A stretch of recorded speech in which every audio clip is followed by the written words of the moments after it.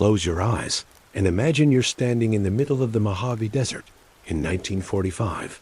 There's nothing here but endless sand, scattered Joshua trees, and the distant purple silhouette of mountains.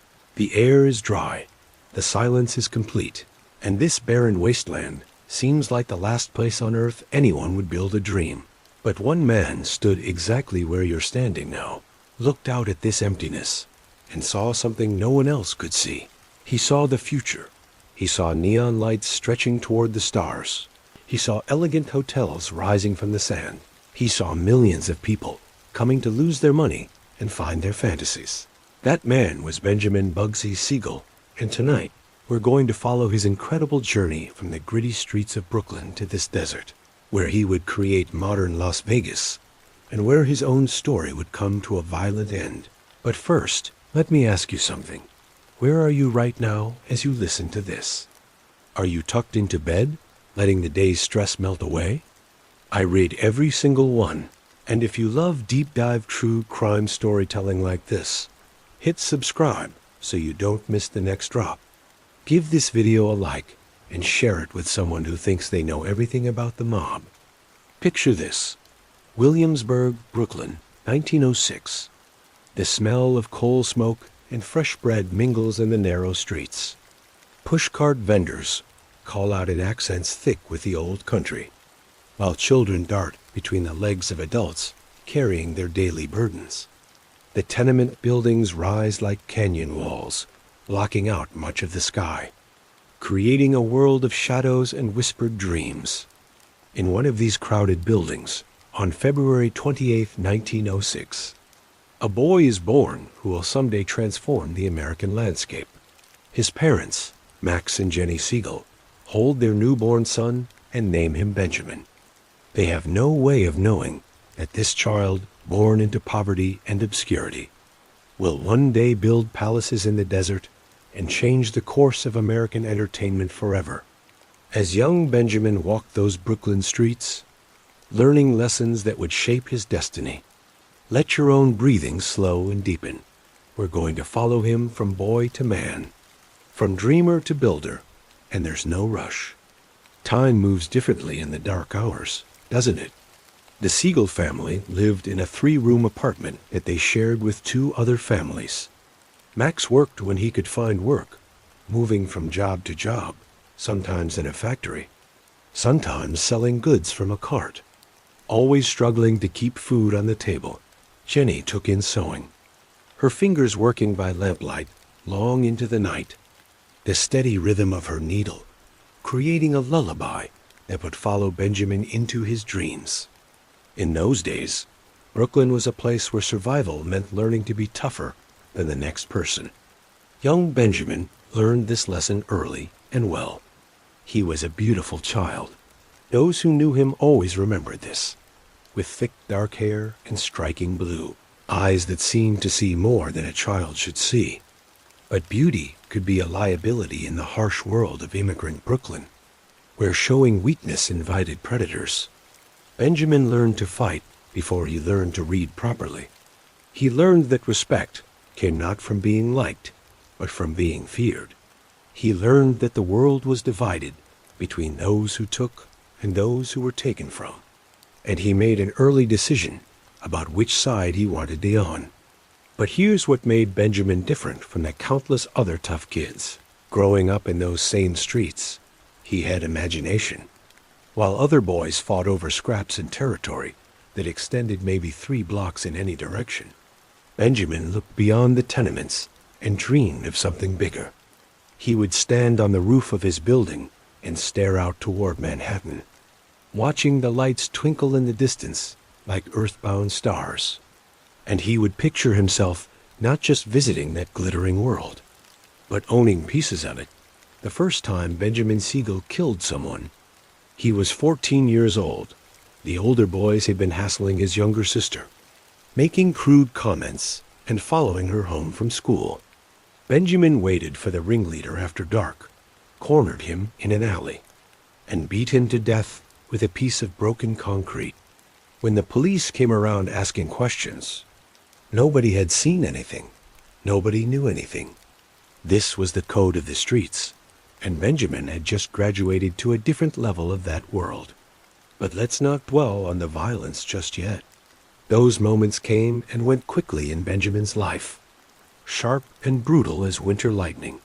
What's more interesting for our purposes, as we settle into this long night together, are the quieter moments that shaped him. The hours he spent alone, planning and dreaming.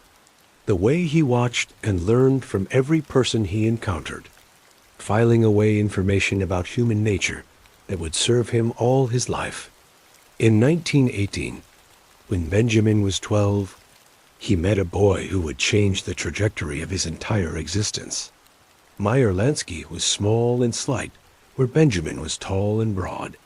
Quiet where Benjamin was flashy, careful where Benjamin was impulsive. But from their first conversation, they recognized something in each other that went deeper than the surface differences. Meyer had been born in Russia and remembered the pogroms, the violence that had driven his family to America. He understood fear in a way that gave him wisdom beyond his years. Benjamin had been born in America, but felt like a foreigner in his own country, shut out from the prosperity he saw around him. He understood hunger in a way that gave him a fierce determination to never be hungry again. They met at a neighborhood pool hall. Two boys who should have been in school, but had already learned that the streets taught lessons no classroom could provide. Meyer was running a small gambling operation, taking bets on dice games and card matches. Benjamin was running a protection racket, offering to keep other boys from bothering local merchants in exchange for small payments. "You're thinking too small," Benjamin told Meyer after watching his operation for a week. "Why are you taking pennies when you could be taking dollars?" "Because," Meyer replied with the patience that would characterize their relationship for the next 30 years. "Pennies add up to dollars if you're smart about it. But if you grab for the dollars too fast, you end up with nothing." This was the beginning of a partnership that would help create modern organized crime in America. Meyer's caution balanced Benjamin's ambition. Benjamin's charisma and willingness to use violence gave Meyer's careful plans the muscle they needed to succeed. Together, they began to imagine possibilities that neither could achieve alone. But as you listen to this in the quiet hours, let yourself focus not on what they became, but on what they were in those early days. Two boys who refused to accept that their circumstances defined their futures. Two dreamers who looked at the limited world they'd been born into and decided to build something bigger. Picture them in 1919, walking the streets of Brooklyn as Prohibition approaches like a storm on the horizon. They can feel change coming. Everyone can. The newspapers are full of talk about the Volstead Act, about how America is going to become a dry country, about how this will solve the nation's moral problems and usher in a new era of prosperity and righteousness. But Benjamin and Meyer see opportunity where others see restriction. They understand that making alcohol illegal won't make the desire for alcohol disappear. They understand that wherever there's demand and artificial scarcity, there's money to be made by people willing to take risks. As we move deeper into our story, let your mind settle into the rhythm of those long ago days. Time moved differently then, without the constant urgency of our modern world.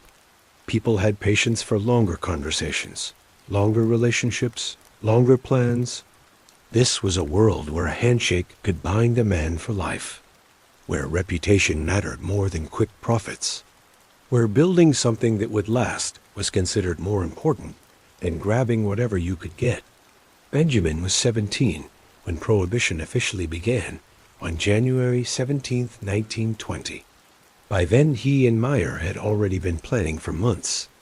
They had connections with dock workers who could help shipments disappear. They had relationships with speakeasy owners who would need reliable suppliers. They had muscle in the form of tough kids from the neighborhood who were loyal to Benjamin and smart enough to follow Meyer's strategic thinking. Most importantly, they had vision. While other small-time operators focused on their immediate neighborhoods, Benjamin and Meyer thought bigger. They saw that Prohibition would create a national market for illegal alcohol, and they positioned themselves to be part of a supply chain that stretched from Canada to the Caribbean, from the docks of New York to the hidden warehouses of Chicago.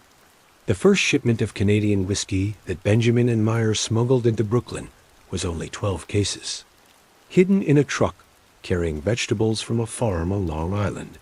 The profit was modest, maybe $50 each, but the real value was in proving that their system worked. They could bring the product in safely, distribute it without attracting police attention, and collect payment without violence. Well, without too much violence. As the weeks and months passed, their operation grew. Benjamin handled the dangerous work, meeting boats in the middle of the night, dealing with suppliers who might be working for law enforcement, managing the crews that transported and protected their merchandise. Meyer handled the numbers, tracking inventory, managing cash flow, planning the expansion that would take them from Brooklyn to Manhattan, and eventually to cities across the country. But success in the bootlegging business required more than just business skills. It required a willingness to use violence, and the reputation for using violence. That would discourage competitors and convince law enforcement officers that looking the other way might be the safest option. This is where Benjamin's natural inclinations served the partnership well. He didn't enjoy violence the way some criminals did, but he understood its utility. He was willing to do what needed to be done, and he was very good at it. Word spread quickly through the Brooklyn underworld that the Siegel-Lansky operation was not to be trifled with. By 1922, when Benjamin was 16 and Meyer was 20, they were making more money in a month than their fathers had ever made in a year. They dressed better, ate better, and lived better than most of the adults in their neighborhood. But more importantly, they had learned lessons about organization, leadership, and strategic thinking that would serve them for the rest of their lives. If you're still with me at this point in our journey, you're beginning to understand something important about Benjamin Siegel. He wasn't just a criminal who happened to build Las Vegas. He was a visionary who understood that America was changing, and he was willing to do whatever it took to be part of that change. The 1920s roared to life around Benjamin and Meyer like a jazz symphony played at double speed. America had survived the Great War. Prosperity was spreading through the cities like wildfire, and young people everywhere were rejecting the stern morality of their parents in favor of dancing, drinking, and living for the moment. For Benjamin, now known by the nickname that would follow him to his grave, Bugsy, though few dared call him that to his face, these were golden years. The combination of prohibition and prosperity had created opportunities that a poor kid from Brooklyn could never have imagined just a few years earlier. Picture this scene. It's a warm evening in the summer of 1923, and Benjamin is walking down Broadway in Manhattan. He's 17 years old, but carries himself with the confidence of a man twice his age. His suit is perfectly tailored, his shoes shine like mirrors, and his dark hair is slicked back in the style that's becoming his trademark. Women turn to look at him as he passes, and men step aside without quite knowing why. He's on his way to a meeting at the Ritz-Carlton, where he and Meyer will sit down with representatives from Irish, Italian, and Jewish gangs to discuss territory and transportation routes. At 17, Benjamin Siegel is helping to plan the criminal equivalent of international trade agreements. But let's step back and see how he reached this point. The education of a gangster doesn't happen overnight, and Benjamin's schooling in the art of organized crime was thorough and sophisticated. First, there were the lessons in violence. Not random, angry violence, but calculated, purposeful violence that served specific business objectives. Benjamin learned that the reputation for being dangerous was often more valuable than actually being dangerous. A man who was known to be utterly ruthless might never need to hurt anyone, because his enemies would simply avoid confrontation. Benjamin cultivated this reputation carefully. When problems arose, a speakeasy owner who wanted to switch suppliers, a rival gang that was encroaching on their territory, a police officer who was demanding a larger bribe, Benjamin's response was swift, decisive, and memorable. He understood that each act of violence was really a form of advertising, a message sent to dozens of other potential problems. But violence was only one tool in his arsenal. Perhaps more importantly, Benjamin learned the art of charm. He discovered that he had a natural gift for making people like him, for making them want to please him and earn his approval. This was particularly useful when dealing with legitimate business people who were uncomfortable with the criminal nature of his enterprise, but couldn't resist the profits it offered. Restaurant owners, hotel managers, nightclub proprietors. These were people who had worked hard to build respectable businesses, and they told themselves that buying illegal alcohol was just a minor compromise, a necessary accommodation to customer demand. Benjamin made it easy for them to maintain this fiction. He was always impeccably dressed, unfailingly polite, and generous with tips and compliments. He made the criminal world seem glamorous rather than threatening. The third part of Benjamin's education was in organization and management. As their operation grew, he and Meyer found themselves supervising dozens of people: drivers, warehouse workers, guards, bookkeepers, and negotiators. They learned how to delegate responsibility while maintaining control, how to motivate employees who couldn't complain to any authority if they felt mistreated, how to build loyalty in a world where betrayal could be fatal. Meyer was naturally gifted at this kind of systematic thinking, but Benjamin proved to be equally capable in his own way. Where Meyer relied on careful planning and logical incentives, Benjamin used personal relationships and emotional connections. People didn't just work for Benjamin Siegel. They believed in him. They wanted to be part of whatever vision he was pursuing. By 1924, the Bugs and Meyer mob, as they had come to be known, controlled a significant portion of the illegal alcohol trade in New York City. They had warehouse facilities in 3 different boroughs, transportation routes that stretched from Canada to Cuba, and a network of customers that included some of the most fashionable establishments in Manhattan. But Benjamin was already thinking beyond bootlegging. He could see that prohibition wouldn't last forever, and he wanted to build something that would survive when the laws changed. He began investing in legitimate businesses, restaurants, nightclubs, and small hotels. He was learning about real estate, construction, and hospitality, skills that would prove invaluable 20 years later in the Nevada desert. As we move through these quieter moments of Benjamin's education, let yourself sink deeper into the rhythm of our story. These were the years when he learned to dream big, to think beyond the immediate profit, to envision possibilities that existed only in his imagination. In 1925, Benjamin met Virginia Hill for the first time, though their famous romance wouldn't begin for more than a decade. She was working as a waitress in a Chicago speakeasy, and he was there on business, negotiating a deal with Al Capone's organization. Virginia was 19, beautiful, and completely unimpressed by Benjamin's expensive clothes and confident manner. "You're not as tough as you think you are," she told him when he tried to charm her with stories of his exploits in New York. "Maybe not," Benjamin replied, "but I'm tougher than I need to be." It was the beginning of a connection that would define both their lives, though neither of them could have known it at the time. For now, they were just 2 young people from difficult backgrounds who had learned to survive by being smarter and more determined than the people around them. The late 1920s brought new challenges and new opportunities. Competition in the bootlegging business was intensifying, with established gangs fighting for territory and new players entering the market every week. Violence was becoming more common and more brutal, and Benjamin found himself spending increasing amounts of time on what he euphemistically called personnel management, intimidating rivals, disciplining employees, and occasionally eliminating problems that couldn't be solved any other way. But he was also making connections that would shape the rest of his life.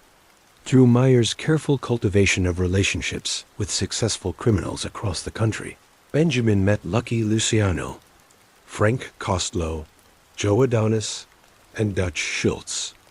These were men who shared his vision of moving beyond the chaotic violence of traditional gang warfare toward something more sophisticated and profitable.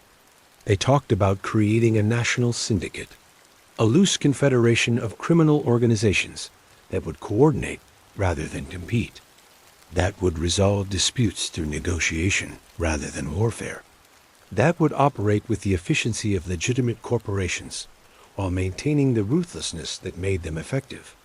Benjamin was one of the youngest men in these discussions, but his opinions were valued because he combined Meyer's strategic intelligence with a willingness to take risks that the more established leaders sometimes lacked.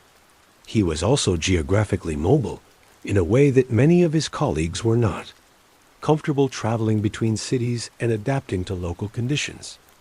In 1928, Benjamin made his first trip to California, officially. He was there to explore opportunities for importing alcohol through the ports of Los Angeles and San Diego. But he was also curious about the entertainment industry that was beginning to flourish in Hollywood, and he sensed that there might be opportunities there for someone with his particular skills. He spent 2 weeks in Los Angeles, staying at the Ambassador Hotel, dining at the best restaurants, and attending parties where he met actors, directors, and studio executives. Hollywood in 1928 was still a relatively small community, and successful newcomers were quickly noticed and courted. Benjamin was fascinated by what he found. Here was an entire industry built on illusion and fantasy, on the ability to make people believe in stories that everyone knew weren't real. It was like bootlegging. In a way, you were selling people something they wanted but couldn't get legally, something that made them feel sophisticated and rebellious. More intriguingly, the movie business was awash with cash, but had very little protection from the kinds of problems that Benjamin specialized in solving. Studio executives were being blackmailed by people who had compromising photographs or information. Stars were being threatened by obsessed fans or discarded lovers. Valuable equipment was being stolen from sets, and expensive productions were being disrupted by mysterious accidents.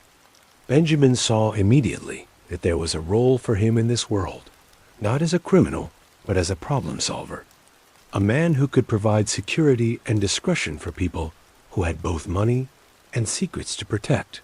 But that opportunity would have to wait. In 1929, the stock market crashed, and America entered the Great Depression.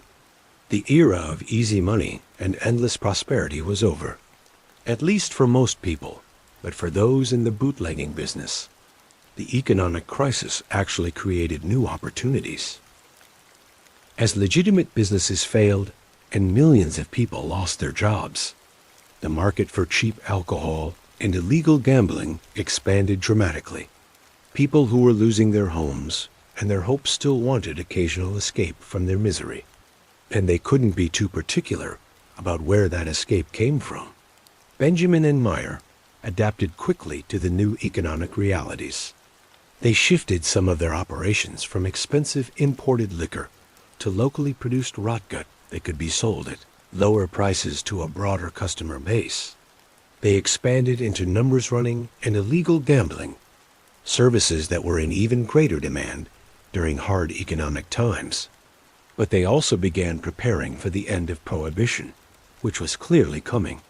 Public support for the noble experiment was collapsing as the economic crisis deepened, and people decided they had more pressing problems than enforcing moral purity. Both political parties were beginning to discuss repeal, and smart operators were already planning for the transition. Benjamin and Meyer began investing more heavily in legitimate businesses that could serve as fronts for their continued criminal activities. They also started planning what would become known as Murder Incorporated, a professional enforcement service that would work for the national syndicate they were helping to create. As 1930 dawned, Benjamin Siegel was 24 years old and controlled a criminal empire worth several $1,000,000. He had learned to navigate the worlds of violence, business, and politics with equal skill. He had developed a reputation for both charm and ruthlessness that opened doors throughout the American underworld. But most importantly, he had learned to dream big, to see possibilities that others missed, to envision a future that didn't yet exist, but might be created by someone with sufficient will and resources. These skills, developed during his education as a gangster, would soon make him one of the most important figures in the creation of modern Las Vegas. But first, he had one more lesson to learn, one more role to master in the complex curriculum of American crime. He was about to become a professional killer. As the 1930s dawned, Benjamin Siegel found himself at the center of a transformation that would reshape American organized crime forever.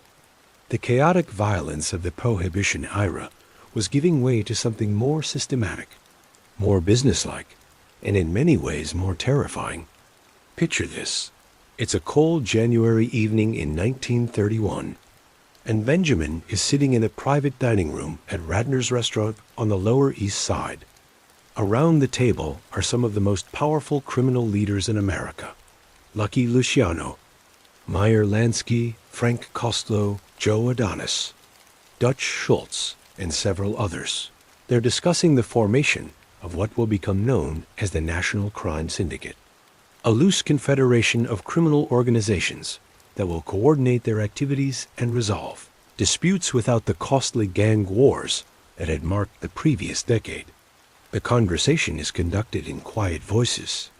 Between courses of traditional Jewish food, these men understand that they're creating something unprecedented in American criminal history, a corporate structure for organized crime that will be more efficient, more profitable, and more durable than anything that has come before. Benjamin's role in this new organization is still being defined, but it's clear that he will be more than just a regional boss. His combination of intelligence, charisma, and absolute ruthlessness has impressed even these hardened criminals. He's being considered for a position that will require him to travel throughout the country, solving problems that local organizations can't handle themselves. As we settle into this darker chapter of Benjamin's story, let your breathing slow and deepen. The events we're about to explore happened long ago. In a world very different from our own, let them feel like distant thunder. Dramatic, but not threatening to the peaceful space you've created around yourself tonight. The position they had in mind for Benjamin was enforcement. Not the crude violence of street gangs, but sophisticated, targeted elimination of problems that threatened the syndicate's operations. They needed someone who could travel anywhere, assume any identity, gain access to any target, and complete assignments with professionalism and discretion. Benjamin was perfect for this role. His good looks and natural charm allowed him to blend into any social setting. His intelligence enabled him to plan complex operations that would appear to be accidents or crimes of passion. His complete lack of remorse or sentimentality meant that he wouldn't hesitate when the moment came to pull the trigger. Between 1931 and 1940, Benjamin Siegel killed at least 30 people in the service of murder. Incorporated, the true number was probably higher. But these were assignments that left no witnesses and little evidence. He became a ghost who could appear anywhere, eliminate a problem, and disappear without trace. But let's not focus on the killings themselves. Those moments, however dramatic, were brief interruptions in a life that was increasingly focused on bigger dreams and longer-term plans. Instead, let's consider what Benjamin learned during these years about organization, discretion, and the exercise of power. Each assignment was like a graduate course in a different aspect of American society. To eliminate a union leader in Detroit, Benjamin had to understand labor politics and industrial espionage. To remove a politician in Kansas City, He needed to master the intricacies of machine politics and municipal corruption. To handle a problem with a Hollywood producer, he had to navigate the complex social hierarchy of the entertainment industry.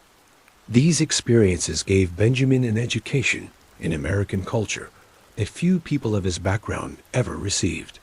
He learned how different regions of the country operated, how various industries functioned, how power was exercised in settings from corporate boardrooms to political backrooms. Most importantly, he learned that America was changing rapidly, and that smart people could profit enormously by anticipating and adapting to those changes. The country was becoming more mobile, more urban, more focused on entertainment and leisure. Traditional authorities were losing influence, while new forms of media, radio, movies, and soon television were creating shared national experiences. Benjamin saw opportunities in all of these trends. His work for Murder, Incorporated took him to Los Angeles frequently, and he began spending more time there, cultivating relationships in the movie business and exploring investment opportunities in real estate and entertainment. In 1933, he met George Raft, an actor who had grown up in the same New York neighborhoods where Benjamin had learned his trade. Raft was becoming famous for playing gangster roles in movies, and he provided Benjamin with an introduction to Hollywood society that money alone couldn't have purchased. Through Raft, Benjamin met directors like Howard Hawks and William Wyler, actors like Gary Cooper and Clark Gable, and studio executives like Jack Warner and Louis B. Meyer. He discovered that many of these people were fascinated by real criminals, seeing them as more authentic and exciting than the sanitized versions they portrayed on screen. Benjamin became a regular at Hollywood parties, always impeccably dressed, always charming, always ready with stories that were just dangerous enough to be thrilling without being so specific as to be incriminating. He presented himself as a businessman with interests in entertainment and real estate, someone who had grown up tough but had risen above his circumstances through intelligence and determination. In many ways, this persona was more authentic than the roles he played as a professional killer. Benjamin genuinely loved movies, music, and the glamorous lifestyle that success in entertainment could provide. He was naturally drawn to beautiful women, expensive cars, and luxurious hotels. The criminal activities that supported this lifestyle were means to an end, not ends in themselves. By 1937, Benjamin had decided to move to Los Angeles permanently. The decision was both personal and professional. Personally, he was tired of the cold winters and dirty streets of New York. He was attracted to the climate, the architecture, and the relaxed social atmosphere of Southern California professionally. He could see that the West Coast was going to be increasingly important to the national syndicate. The movie business was generating enormous amounts of cash that needed to be laundered. The ports of Los Angeles and San Diego were perfect for importing drugs and other contraband. The rapid population growth meant opportunities in construction, real estate, and legitimate entertainment. But there was another factor in Benjamin's decision to move west, one that he probably didn't fully understand himself at the time. He was beginning to develop a vision that went beyond traditional organized crime, a dream of creating something entirely new in the American landscape. The seeds of this vision were planted during a trip to Nevada in 1938. Benjamin had driven from Los Angeles to Reno on business, something to do with casino skimming operations, and had stopped overnight in Las Vegas. The town was tiny then, maybe 5,000 people, most of them connected to the railroad that made Las Vegas a brief stop on the journey between Los Angeles and Chicago. But Nevada had legalized gambling in 1931, and there were a few small casinos operating downtown. Benjamin spent an evening playing cards at the Northern Club and the Las Vegas Club, watching the action, talking to dealers and pit bosses, trying to understand how the business worked. What he saw intrigued him, The casinos were profitable, but they were also primitive, small, dark. Dingy places that seemed designed to separate working men from their weekly paychecks as quickly as possible. There was no style, no glamour, no attempt to make gambling feel like sophisticated entertainment rather than a guilty vice. Benjamin began to imagine something different. What if someone built a casino that was also a resort hotel? A place where people would come not just to gamble, but to relax, to see shows, to feel like they were participating in something elegant and exciting?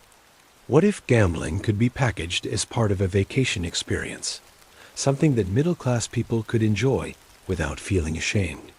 The idea grew in Benjamin's mind over the next several years, but he was too busy with other projects to pursue it seriously. He was establishing himself in Los Angeles, building relationships in the movie business, and handling assignments for the syndicate throughout the western United States.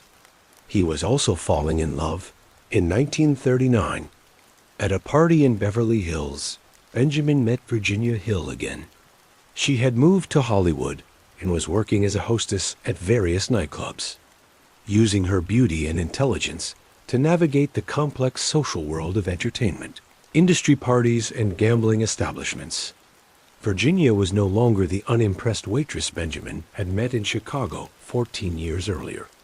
She had become a sophisticated woman who understood money, power, and the men who possessed both. She was also one of the few women Benjamin had ever met who wasn't intimidated by his reputation or impressed by his wealth. Their relationship began as a physical attraction, but quickly deepened into something more complex. Virginia understood the criminal world in a way that made her a valuable partner rather than just a beautiful accessory.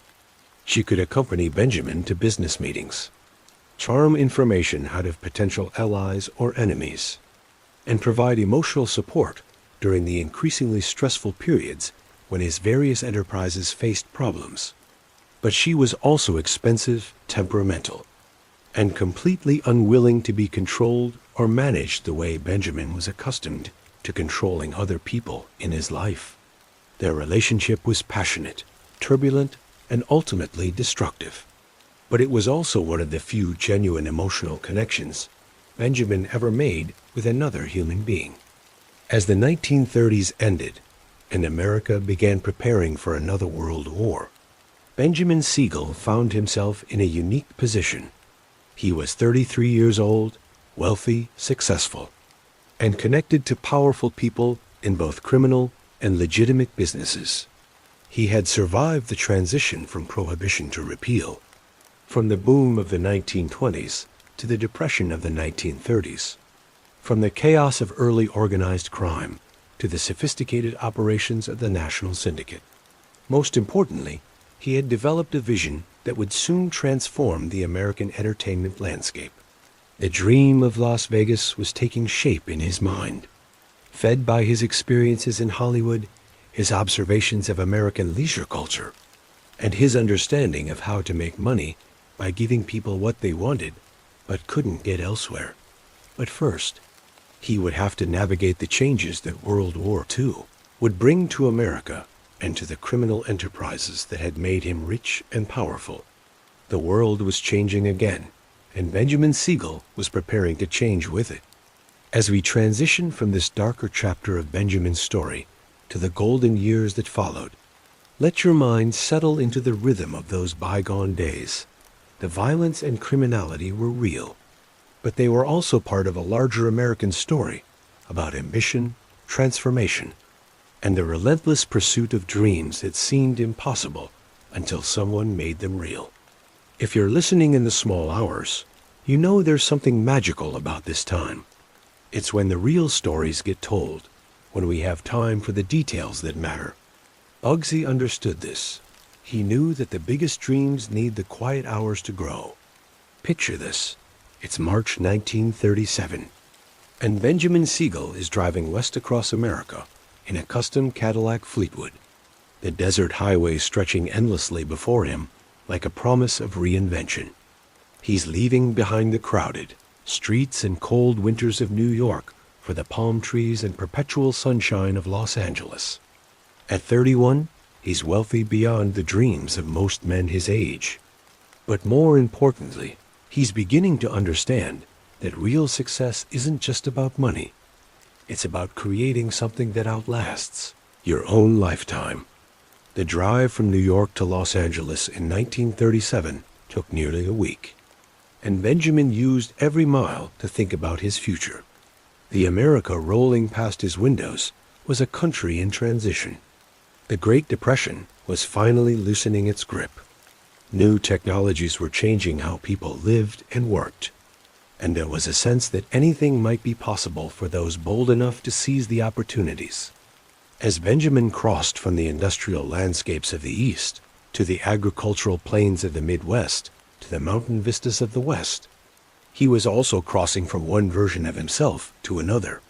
The Benjamin Siegel who had grown up poor in Brooklyn, who had learned to survive through violence and cunning, was becoming someone new, a man who could move comfortably in any social circle, who could charm movie stars and business executives with equal ease.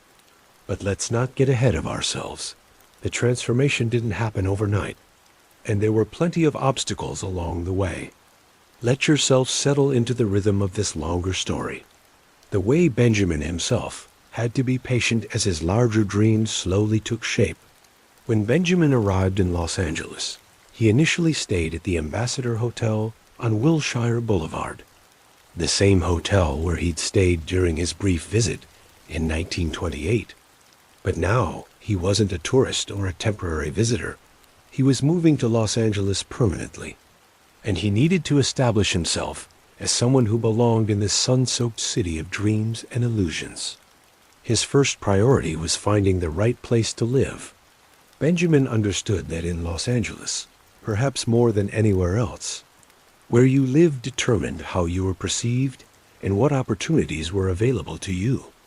After looking at dozens of properties, he settled on a magnificent estate in the Hollywood Hills, with sweeping views of the city below and enough privacy to conduct business without curious neighbors overhearing conversations. The house itself was a Spanish colonial revival mansion, with red tile roofs, white stucco walls, and courtyards filled with orange trees and jasmine. It had been built in the 1920s for a silent film star whose career had ended with the arrival of talking pictures, and it retained an air of faded glamour that perfectly suited Benjamin's complicated relationship with Hollywood mythology.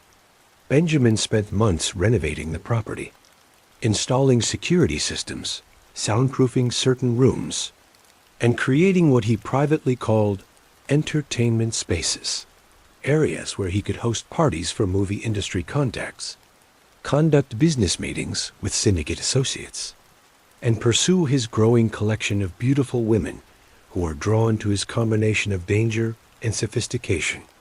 The renovation project served multiple purposes. It gave Benjamin a legitimate reason to meet contractors, architects, and interior designers who worked throughout Los Angeles, expanding his network of contacts in legitimate businesses. It also demonstrated to both criminal and straight associates that he was committed to making Los Angeles his permanent base of operations, not just a temporary outpost. Most importantly, the process of creating his ideal living environment helped Benjamin clarify his own vision of what the good life should look like. He was learning about luxury at the highest level, about how money could be transformed into beauty, comfort, and status. These lessons would prove invaluable when he later began planning the resort that would become the Flamingo Hotel. While his house was being renovated, Benjamin threw himself into the work of establishing his presence in Los Angeles underworld activities. The city's criminal landscape was different from what he had known in New York. Less organized, more territorial, with significant opportunities for someone with his experience and connections. Los Angeles in 1937 was a city of ambitious people who had come from somewhere else to reinvent themselves. The movie industry was attracting talent from around the world. The aerospace industry was beginning to develop, and the climate was drawing retirees and health seekers from colder regions. This constant influx of newcomers created both opportunities and challenges for criminal enterprises. On one hand, there were always people who needed services that couldn't be obtained through legal channels: gambling, prostitution, drugs, and various forms of protection and problem solving. The transient nature of much of the population meant that law enforcement had difficulty developing the long term. Relationships and intelligence, networks that made organized crime prosecution effective. In more stable communities, on the other hand, the lack of established criminal hierarchies meant constant territorial disputes and unpredictable violence. Local gangs fought over pieces of action that were too small to be worth the conflict they generated. There was money to be made, but it required someone with Benjamin's combination of organizational skills and strategic vision to coordinate the chaos into something profitable and sustainable. Benjamin's approach to establishing himself in Los Angeles reflected everything he had learned during his years with Murder Incorporated. He avoided direct confrontation with established operators, instead positioning himself as someone who could solve problems that were beyond their capabilities. He offered services rather than demanding territory, building relationships rather than asserting dominance. His first major success came through his connection with Mickey Cohen, a local boxer turned criminal who controlled various illegal gambling operations in West Hollywood and Beverly Hills. Cohen was tough and ambitious, but lacked the sophistication to expand beyond his current limited sphere of operations. Benjamin became his mentor and silent partner, helping him develop more efficient organizational systems while using Cohen's existing relationships to establish his own presence in the local underworld. Through Cohen, Benjamin gained access to the high-stakes illegal gambling that served Hollywood's movie industry elite. Directors, producers, and stars who were making enormous salaries had both the money and the inclination to gamble at levels that legal establishments couldn't accommodate. They also valued discretion and security that only someone with Benjamin's background could provide.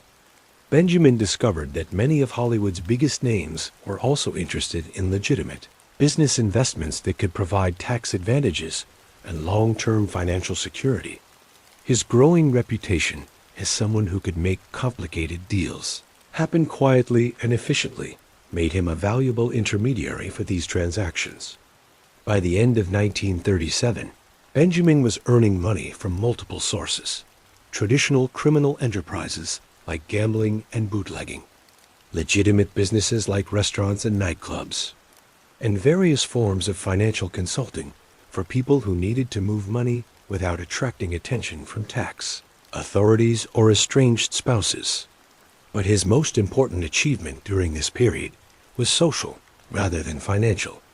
He had successfully established himself as a member of Hollywood society, someone who could attend premieres and parties, not as a tourist, but as an insider.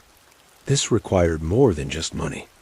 It required understanding the unwritten rules of behavior that governed how successful people interacted with each other in Los Angeles. Benjamin studied this social world with the same intensity he had once applied to learning the criminal landscape of New York. He read the entertainment industry trade papers religiously, memorizing the names and career trajectories of hundreds of people who might someday be useful contacts.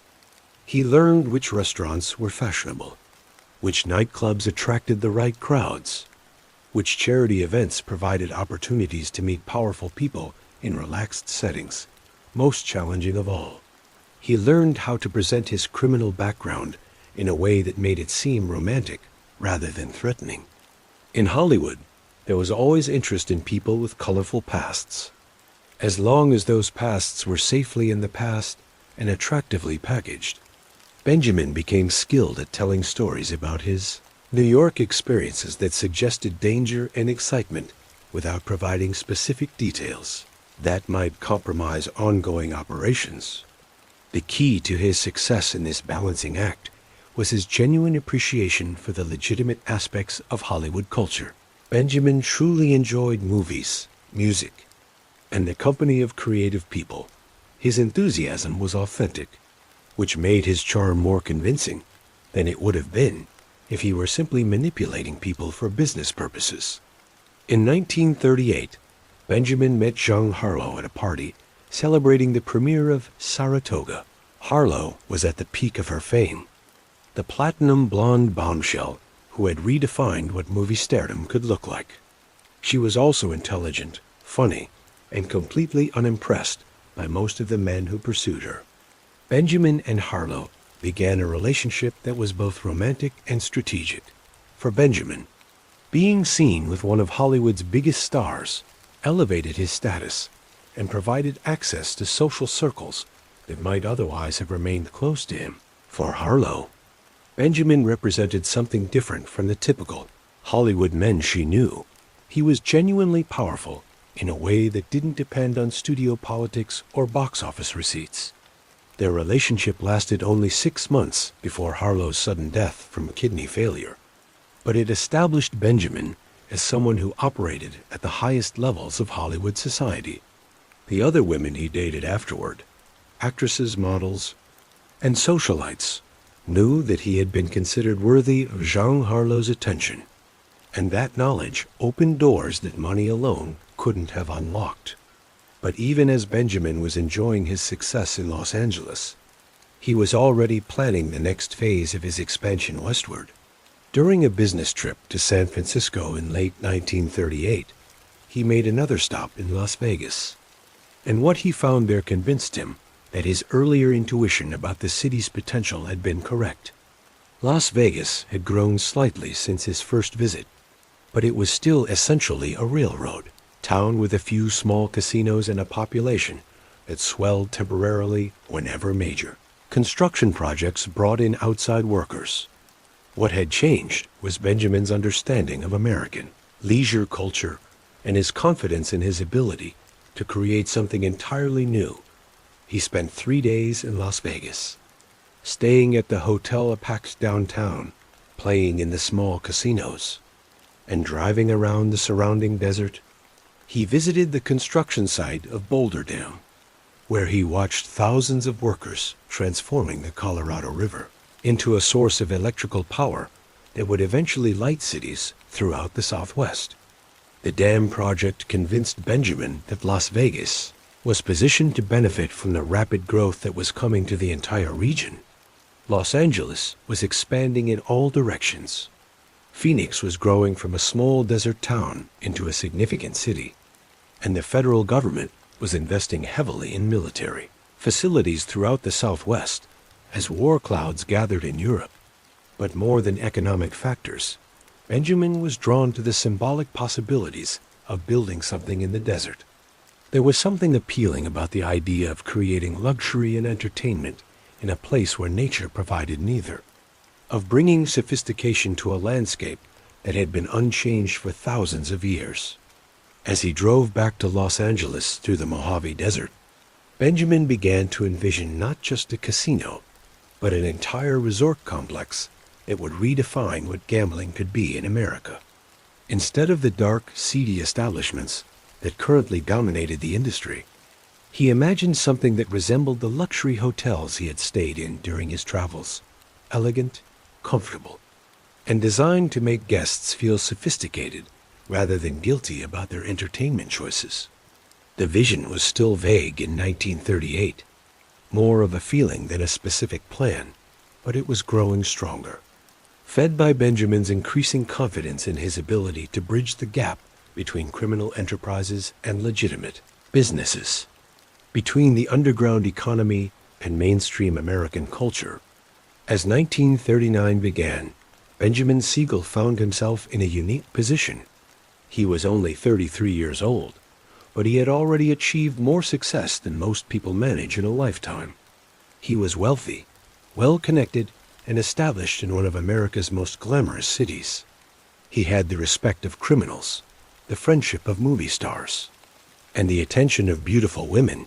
But most importantly, he was beginning to understand that his real opportunity lay not in traditional organized crime, but in anticipating and serving the changing entertainment desires of the American public.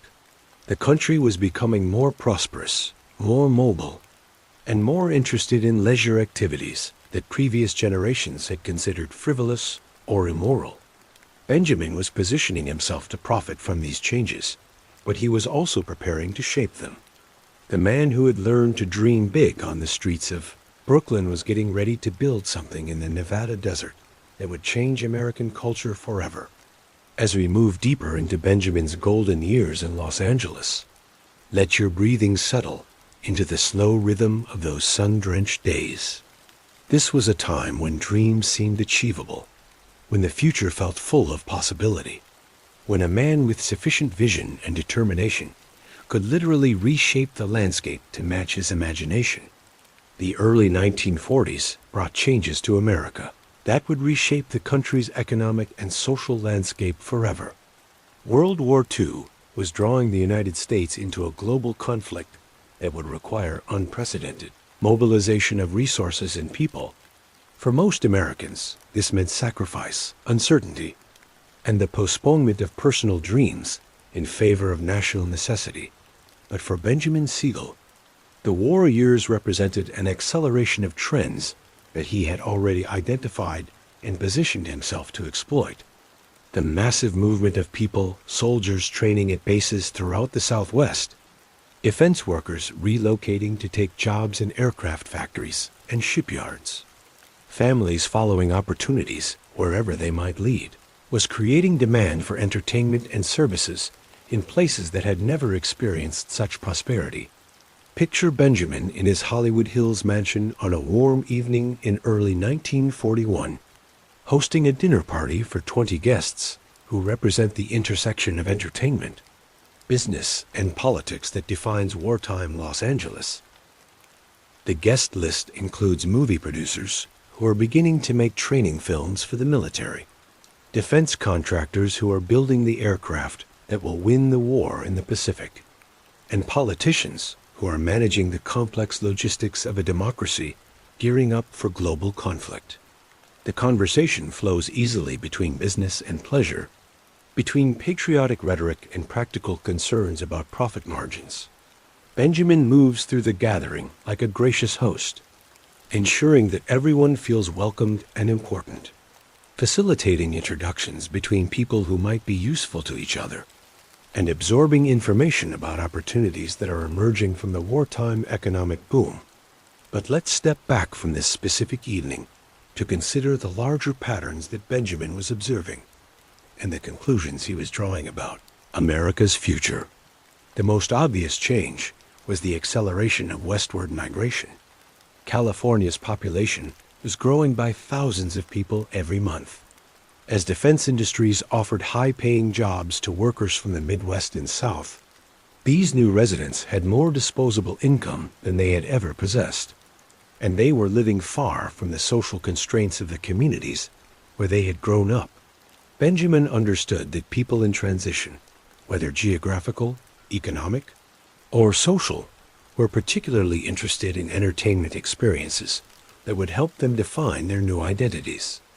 They wanted to feel sophisticated, successful, and part of something larger than their individual circumstances. Traditional entertainment options weren't meeting these needs effectively, which created opportunities for innovative operators. The second major change was the transformation of American attitudes toward gambling and other activities that had previously been considered disreputable. The war was breaking down many social barriers and challenging traditional moral assumptions. People who might never have entered a casino in their hometown were willing to experiment with new experiences when they found themselves in unfamiliar places. Surrounded by strangers, Benjamin could see this change most clearly in his Hollywood social circle, where gambling had become not just acceptable, but fashionable among people who took pride in their sophisticated taste. The illegal poker games and casino nights that he organized for movie industry clients were attended by some of the most prominent names in American entertainment, people who would have been scandalized by association with gambling just a few years earlier. The third change was technological. Improvements in transportation, better highways, more reliable automobiles, and the beginning of commercial aviation were making it feasible for people to travel longer distances for entertainment. What had once been purely local or regional markets were becoming national, as people gained both the means and the motivation to seek out experiences that couldn't be found close to home. Benjamin was particularly interested in the implications of air travel. Commercial airlines were still primitive by today's standards, but they were becoming safer and more comfortable every year. He could envision a time when people from Los Angeles, San Francisco, Chicago, or even New York could fly to Las Vegas for a weekend of gambling and entertainment, the same way they might currently drive to a nearby resort for a vacation. These observations were leading Benjamin toward a more specific vision of what he wanted to build in Las Vegas.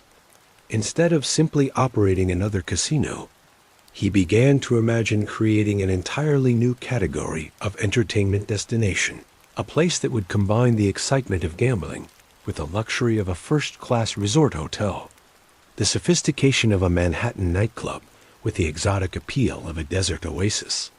In late 1941, Benjamin made his third extended visit to Las Vegas, this time staying for 2 weeks and conducting a systematic study of the local gambling industry.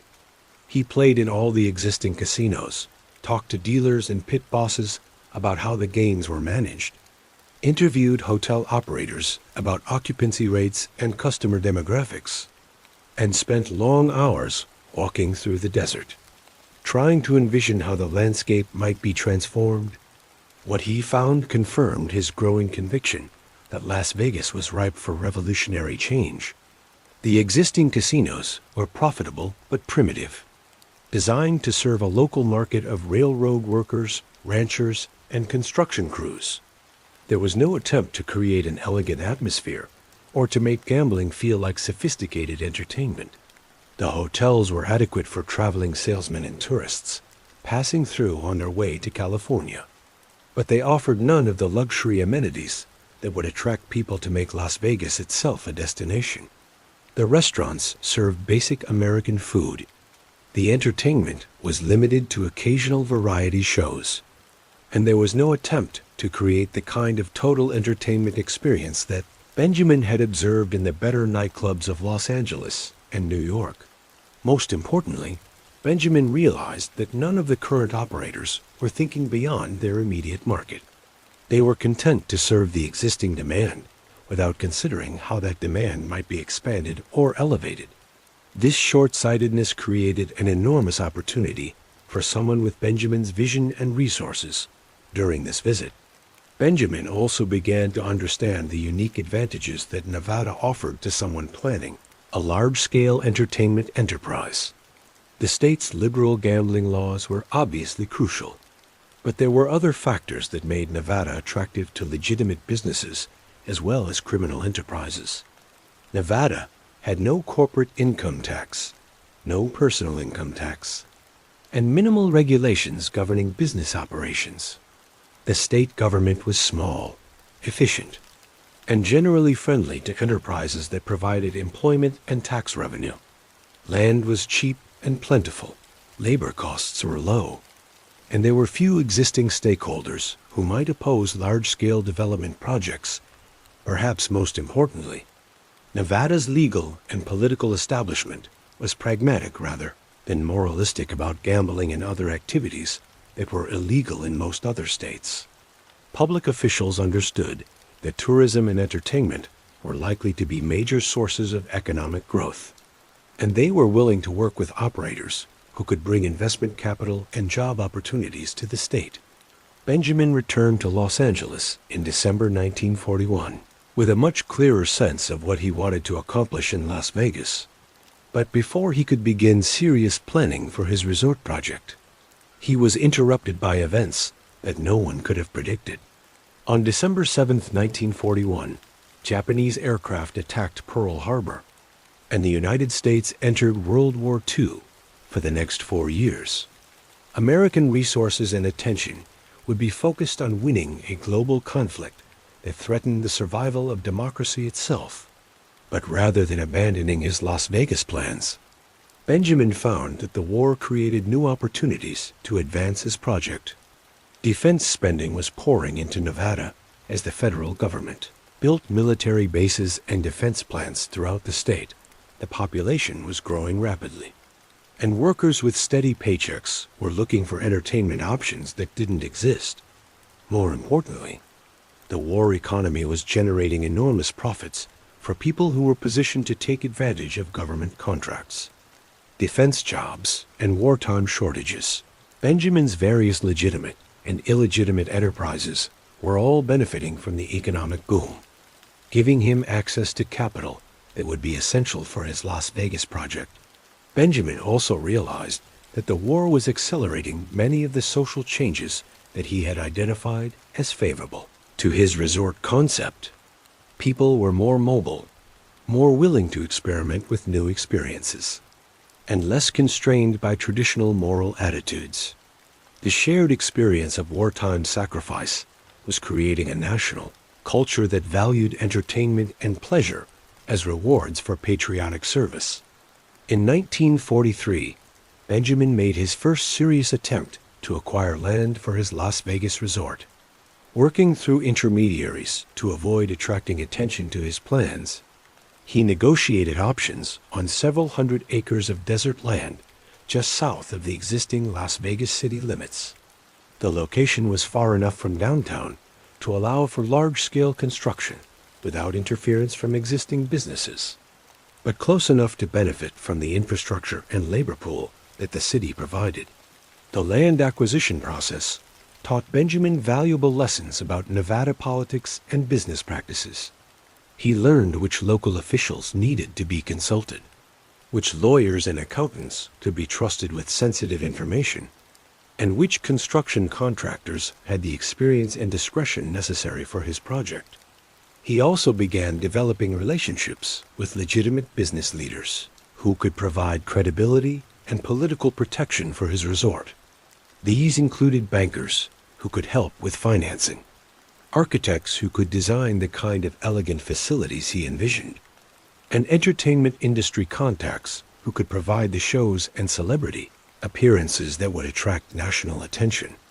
But the most important relationship Benjamin developed during this period was with Virginia Hill, who had become not just his romantic partner, but his closest business advisor and confidant. Virginia understood both the criminal underworld and legitimate business culture, and she had an intuitive grasp of what would appeal to the affluent customers that Benjamin hoped to attract to Las Vegas. Virginia also had connections throughout the entertainment industry, including relationships with performers, agents, and managers who could help create the sophisticated entertainment program that would be essential to Benjamin's resort concept. Her beauty and charm made her an effective ambassador for the project, able to generate interest and support among people who might have been skeptical of Benjamin's criminal background. By the end of 1943, Benjamin had assembled most of the elements necessary to begin his Las Vegas project. He had the land, the preliminary financing, the political connections, and the conceptual framework for what would become the Flamingo Hotel. Most importantly, he had convinced himself and several key associates that the project was not just feasible, but potentially revolutionary. The vision was becoming reality, but the most difficult challenges still lay ahead. Building a luxury resort in the Nevada desert would require overcoming obstacles that had never been faced before.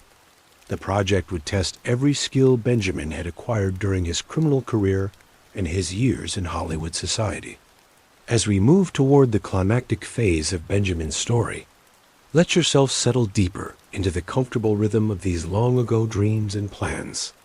The vision that seemed impossible when Benjamin first stood in the empty desert was about to become concrete and steel, neon and marble, success and ultimately tragedy. As we move through these quieter moments of Benjamin's story, let your mind settle into the rhythm of those desert days, when dreams were being transformed into concrete and steel under the relentless Nevada sun. Time moved differently then, measured not in minutes and hours, but in the gradual progress of construction The slow accumulation of details that would eventually become a revolution in American entertainment. Picture this. It's a blazing hot morning in July 1945, and Benjamin Siegel is standing in what will someday be the elegant lobby of the Flamingo Hotel. But today, it's just a skeletal framework of steel beams and concrete foundations. Surrounded by the controlled chaos of a massive construction site, workers in hard hats move purposefully through the structure, following blueprints that exist as much in Benjamin's imagination as on paper. The war has ended, and America is beginning the great post-war boom that will define the next quarter century. Soldiers are returning home with savings accounts, full of military pay they couldn't spend overseas. Defense workers are transitioning to civilian jobs that pay better than anything their fathers ever dreamed of. Young couples are marrying, buying houses, starting families, and looking for ways to celebrate their new prosperity. Benjamin can feel this energy in the desert air around his construction site. He knows that the Flamingo is being built at exactly the right moment to capture and serve the new American appetite for luxury, entertainment, and experiences that will make people feel successful and sophisticated. But building a dream in the middle of the desert is more complicated than anyone could have imagined.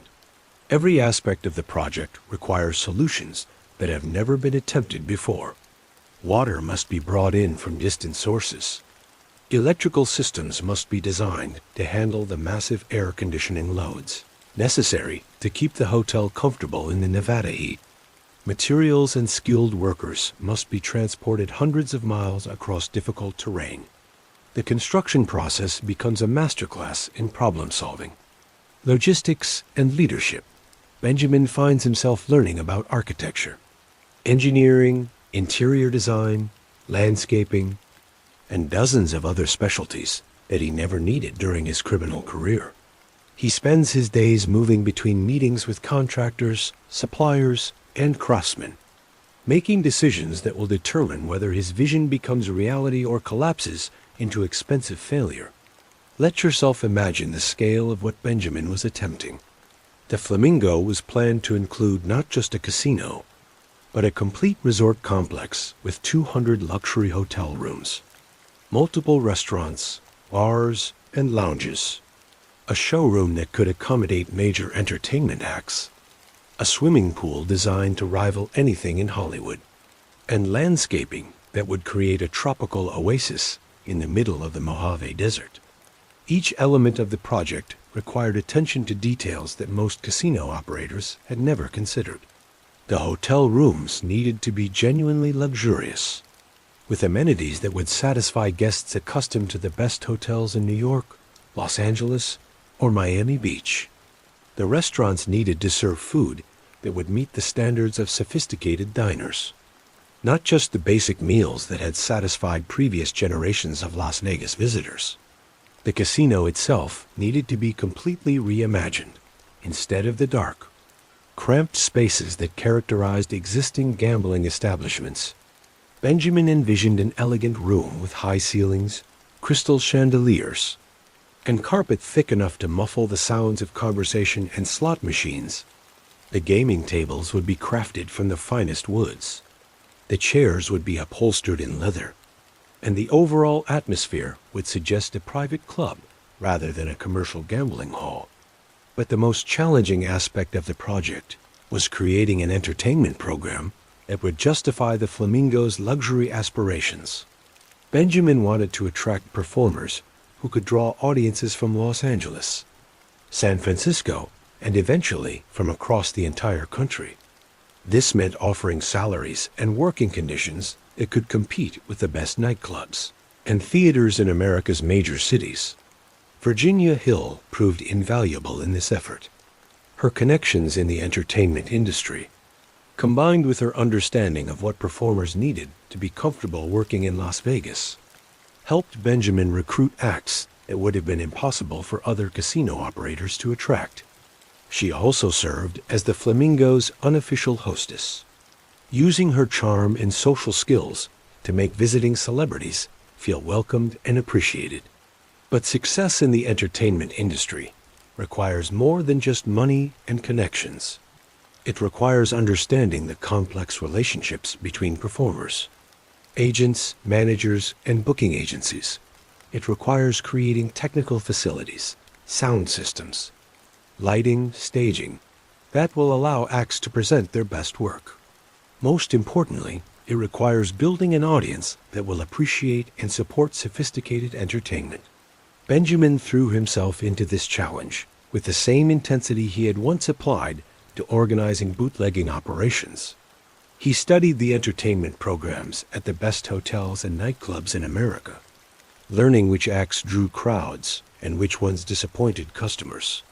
He traveled to New York, Chicago, and Miami Beach, attending shows and meeting with performers and agents who might be interested in working at the Flamingo. These trips also served another purpose. Benjamin was using his growing network of legitimate business contacts to raise the additional funding that the Flamingo project required.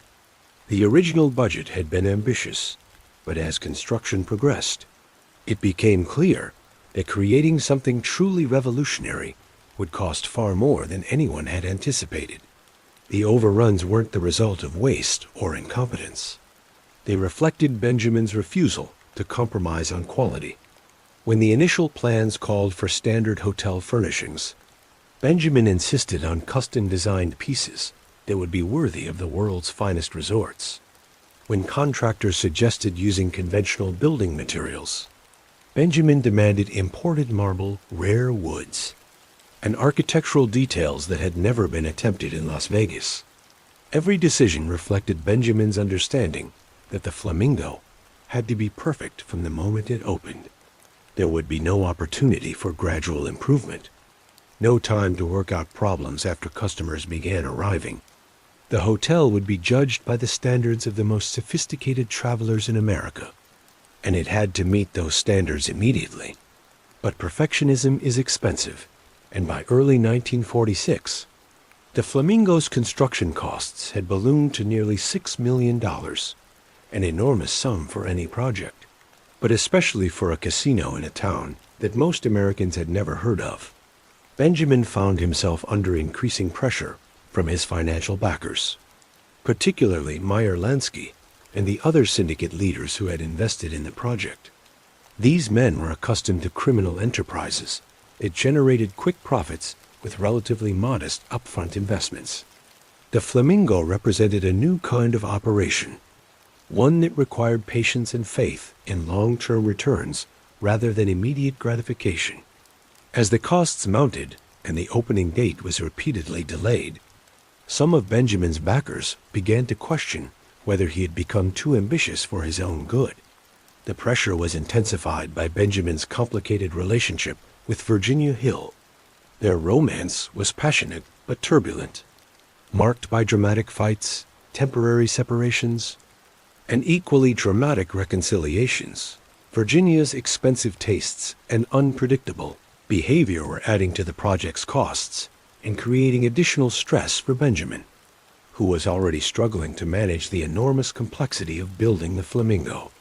But Virginia was also an essential part of Benjamin's vision for what the Flamingo could become. She understood luxury and sophistication in a way that complemented Benjamin's criminal background and business acumen. Her presence at the hotel would signal to potential customers that the Flamingo was something special, a place where beautiful and sophisticated people chose to spend their time. As 1946 progressed, Benjamin found himself racing against multiple deadlines. The hotel needed to be completed and opened before his financial backers lost patience and demanded their money back. The entertainment program needed to be finalized and promoted to generate advance reservations. The staff needed to be hired and trained to provide the level of service that Flamingo guests would expect. Most challenging of all, Benjamin needed to convince the American public that Las Vegas could be a destination worth visiting, not just a brief stop on the way to somewhere else. This required a marketing and public relations campaign unlike anything that had ever been attempted for a gambling establishment. Benjamin understood that the success of the Flamingo would depend as much on perception as on reality. The hotel needed to be seen as sophisticated rather than seedy, elegant rather than desperate. A place where successful people chose to spend their leisure time rather than where losers went to waste their money. This meant courting journalists, photographers, and other media professionals who could help shape public opinion about the Flamingo and Las Vegas in general. It meant providing experiences for potential customers that would exceed their expectations and encourage them to tell their friends about the wonderful time they had in the Nevada desert. Most importantly, it meant opening with such spectacular success that the Flamingo would immediately be recognized as a new kind of American entertainment destination, one that would influence how the entire industry developed in the years to come. As the opening date approached, Benjamin worked 18-hour days, supervising every aspect of the hotel's preparation. He tasted dishes being developed for the restaurants, listened to sound checks in the showroom, walked through the hotel rooms to ensure that every detail met his exacting standards. The man who had once been content to let others handle the operational details of his various enterprises was now personally involved in decisions about carpet patterns, menu layouts, and the arrangement of furniture in the lobby. The intensity of this period took a toll on Benjamin's health and his relationships. He was losing weight, sleeping poorly, and becoming increasingly irritable with associates who couldn't match his perfectionist standards. His relationship with Virginia became even more volatile, as the stress of the project amplified their existing conflicts about money, control, and the future direction of their lives together. But there was also exhilaration in this period, the excitement that comes from seeing an impossible dream slowly becoming reality. When Benjamin walked through the nearly completed Flamingo in November 1946, he could see that his vision had been successfully translated into brick and mortar. Steel and glass, marble and crystal. The hotel was beautiful in a way that Las Vegas had never seen before. The casino was elegant and sophisticated. The restaurant was worthy of comparison with the finest establishments in New York or Los Angeles. And the showroom was equipped with technical facilities that could accommodate the most demanding performers. The swimming pool area looked like something from a tropical resort, complete with palm trees and tropical plants that created an oasis of luxury in the desert landscape.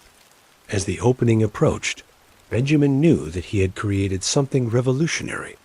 The question now, whether the American public would recognize the Flamingo's significance and embrace the new kind of entertainment experience it represented.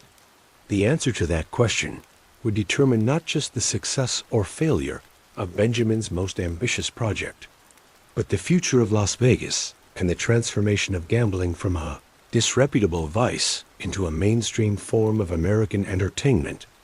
December 26, 1946, the date that would either vindicate Benjamin Siegel's impossible dream or destroy everything he had spent 3 years building. As you listen to this story in the quiet hours, try to imagine the mixture of excitement and terror that Benjamin must have felt as that day dawned clear and cold over the Nevada desert. The Flamingo was ready, after months of frantic construction, last-minute adjustments, and exhausting attention to every conceivable detail. The hotel stood gleaming in the desert, like a vision from another world. The pink stucco walls caught the morning light. The neon signs were tested and ready to blaze against the night sky, and the staff was prepared to provide service that would rival the finest establishments in America. Benjamin had spared no expense for the opening celebration. He had chartered planes to bring celebrities, journalists, and high-rolling gamblers from Los Angeles, San Francisco, and New York. The entertainment program featured some of the biggest names in show business, including Jimmy Durante, Rose Marie, and Xavier Coggett's orchestra. The restaurants were stocked with the finest food and wine. The bars were equipped with top-shelf liquor, and the casino was prepared to accommodate any level of gambling action the guests might desire.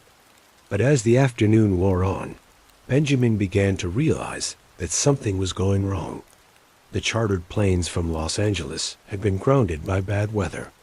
Many of the celebrities who had promised to attend were sending regrets at the last minute, citing various conflicts and emergencies.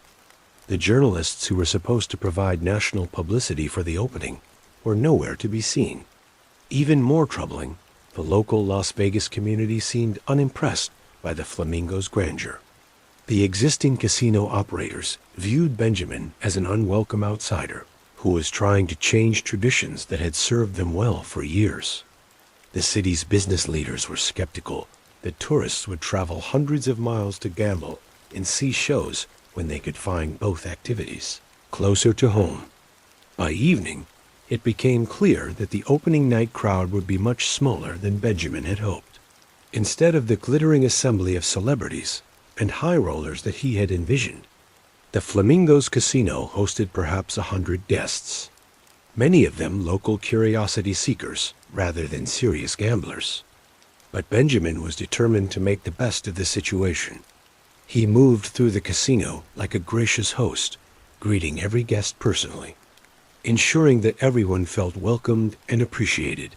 He was impeccably dressed in a custom-tailored tuxedo, his hair perfectly groomed, his manner confident and charming, despite the obvious disappointment of the sparse crowd. The entertainment program proceeded as planned, with Jimmy Durante delivering his trademark performance to an audience that was enthusiastic if small. The restaurant served excellent food to guests who appreciated the quality even if they couldn't fill all the available tables. The bars remained busy throughout the evening, as guests sampled cocktails that were crafted with skill and premium ingredients. But the casino, which was supposed to be the heart of the Flamingo's profitability, was a disaster. The few guests who did gamble were winning far more than they were losing, creating exactly the opposite cash flow that Benjamin needed to demonstrate the hotel's viability. By the end of the evening, the Flamingo had lost money on every aspect of its operation: rooms, food, entertainment, and most catastrophically, gambling. As the guests departed and the staff began cleaning up from the opening celebration, Benjamin found himself alone in the casino, surrounded by the elegant facilities he had dreamed of creating, but watching the reality of failure settle around him like desert dust. The beautiful room that was supposed to be filled with sophisticated gamblers and profitable action was empty, except for dealers and security guards who had nothing to do. The financial implications were immediate and terrifying. The Flamingo's operating costs were enormous: air conditioning, staff salaries, food and beverage inventory, entertainment expenses, and debt service on the construction loans. Without gambling revenue to offset these costs, the hotel would lose money every day it remained open. But the larger implications were even more serious. Benjamin's credibility with his financial backers was entirely dependent on the Flamingo's success. If the hotel failed, he wouldn't just lose his own investment. He would be accountable to syndicate leaders who had advanced millions of dollars based on their faith in his vision and management skills. Meyer Lansky, Lucky Luciano, Frank Kostlow, and the other men who had financed the Flamingo were not accustomed to accepting losses gracefully. They had invested in the project because Benjamin had convinced them that it represented a revolutionary opportunity to establish legitimate businesses that would generate enormous long-term profits. If that promise proved false, Benjamin would face consequences that went far beyond financial embarrassment. Over the next several weeks, Benjamin struggled to keep the Flamingo operating while desperately searching for solutions to its fundamental problems. He adjusted the entertainment program, modified the restaurant menus, and experimented with different gambling promotions designed to attract customers from Los Angeles and other nearby cities. Virginia Hill, who had been largely absent during the construction period, returned to Las Vegas to help with the crisis. Her presence provided emotional support for Benjamin, but it also created additional complications. Virginia's expensive tastes and unpredictable behavior added to the hotel's costs at exactly the moment when every dollar needed to be carefully conserved. More problematically, Virginia's relationship with Benjamin was becoming a source of suspicion among his syndicate backers. Some of them wondered whether she was encouraging Benjamin's extravagant spending, or whether she might be planning to disappear with whatever money could be extracted from the failing enterprise. By February 1947, it became clear that the Flamingo could not continue operating in its current form. Benjamin made the painful decision to close the hotel temporarily, laying off most of the staff and scaling back operations to reduce the daily losses. The closure was presented to the media as a temporary adjustment to prepare for a grand reopening. But everyone involved understood that the Flamingo was fighting for its survival. The temporary closure gave Benjamin time to reassess every aspect of the operation. He spent weeks studying financial records, customer feedback, and operational data, trying to understand why his carefully planned vision had failed to attract the market he had anticipated. Some of the problems were obvious. The weather-related cancellations on opening night had deprived the Flamingo of the media attention that was essential to establishing its national reputation. The initial entertainment program, while expensive, had not been well suited to the intimate atmosphere of the hotel's showroom. But the more fundamental problems were harder to address. Las Vegas was still too remote from major population centers to attract casual visitors. The local market was too small to support the level of luxury and sophistication that Benjamin had incorporated into the Flamingo. Most importantly, American attitudes toward gambling were not yet ready for the kind of mainstream acceptance that Benjamin's business model required. Benjamin's solution was characteristically bold. Instead of scaling back his ambitions to match existing market realities, he decided to double down on his original vision. He would reopen the Flamingo with even more spectacular entertainment, more aggressive marketing, and more intensive efforts to create the kind of sophisticated gambling environment that would eventually change American attitudes toward casino resorts. The decision required additional investment at exactly the moment when Benjamin's financial resources were most strained. He had to convince his syndicate backers to advance more money for a project that had already demonstrated its ability to lose money faster than anyone had thought possible. But Benjamin's powers of persuasion, developed during years of convincing people to take risks they wouldn't normally consider, were equal to the challenge. He presented the Flamingo's initial failure as a learning experience that had provided valuable insights into how to create successful casino operations. He argued that the hotel's problems were operational rather than conceptual, and that relatively modest adjustments would transform the property into the profitable enterprise that everyone had originally envisioned. The grand reopening was scheduled for March 1947, and this time Benjamin was determined to avoid the mistakes that had plagued the initial launch. The weather was better. The entertainment program was refined based on customer feedback, and the marketing campaign was more carefully targeted to reach the kinds of customers who would appreciate what the Flamingo offered. Most importantly, Benjamin had learned valuable lessons about casino management that no amount of planning could have provided. He understood now how to balance the odds to ensure profitability, while still providing enough excitement to keep customers engaged. He had refined the service standards to create an atmosphere of luxury without the excessive costs that had contributed to the initial losses. When the Flamingo reopened its doors in March 1947, the response was dramatically different from the disaster of opening night. Guests began arriving from Los Angeles, San Francisco, and other Western cities, drawn by word-of-mouth reports about the unique entertainment experience that Benjamin had created in the Nevada desert. The casino began generating the profits that Benjamin had originally projected. The restaurants and bars were consistently busy. The hotel rooms were booked weeks in advance by guests who wanted to experience the luxury and sophistication that the Flamingo represented. But most importantly, the reopening established the Flamingo as a new kind of American entertainment destination. Newspaper and magazine articles began describing Las Vegas as more than just a gambling town, portraying it instead as a sophisticated resort area that offered a complete vacation experience. For Benjamin, the successful reopening was vindication of everything he had believed about American entertainment preferences and the potential for creating profitable businesses that served those preferences. The man who had grown up poor in Brooklyn had created something entirely new in the American landscape, something that would influence the development of the entire entertainment industry. But success came at a price. It went beyond the financial costs of construction and operation. The stress of the project had taken a toll on Benjamin's health, his relationships, and his standing within the criminal organization that had originally financed his dreams. The syndicate leaders who had invested in the Flamingo were pleased with its eventual success, but they were concerned about Benjamin's management style and his increasingly erratic behavior.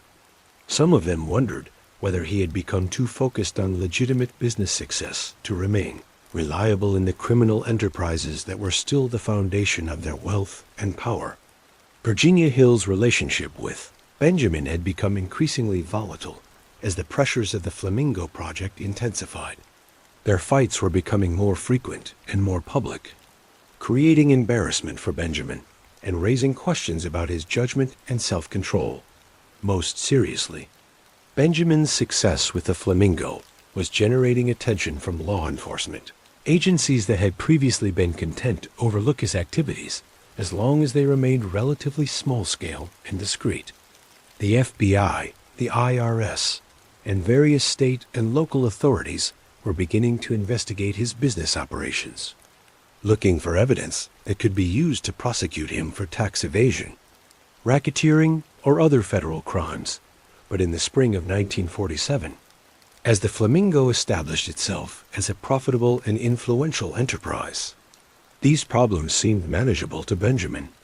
He had achieved something that no one else had accomplished. He had created a successful bridge between the criminal underworld and mainstream American entertainment culture.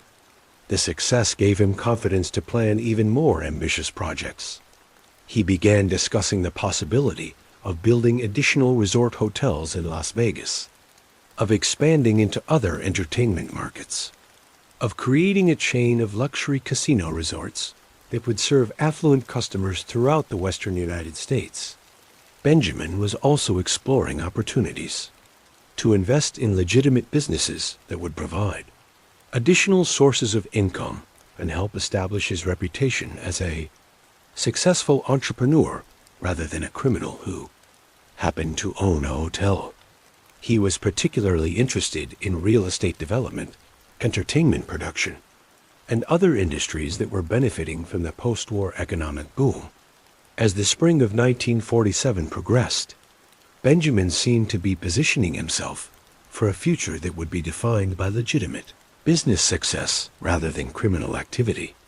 The Flamingo was profitable, his reputation in Las Vegas was secure, and his vision of casino resorts as mainstream entertainment destinations was being validated by customer response and media coverage. But some of his criminal associates were beginning to question whether Benjamin's transformation from gangster to legitimate businessman was entirely genuine, or whether it might represent a threat to the criminal enterprises that had made them all wealthy and powerful. The tension between Benjamin's legitimate aspirations and his criminal past was approaching a crisis that would determine not just his own future, but the future of organized crime's relationship with the legal gambling industry that he had helped create. If you've been with me from the start, you're part of the dedicated few who understand that the best stories, the ones worth telling and retelling, require patience to unfold properly.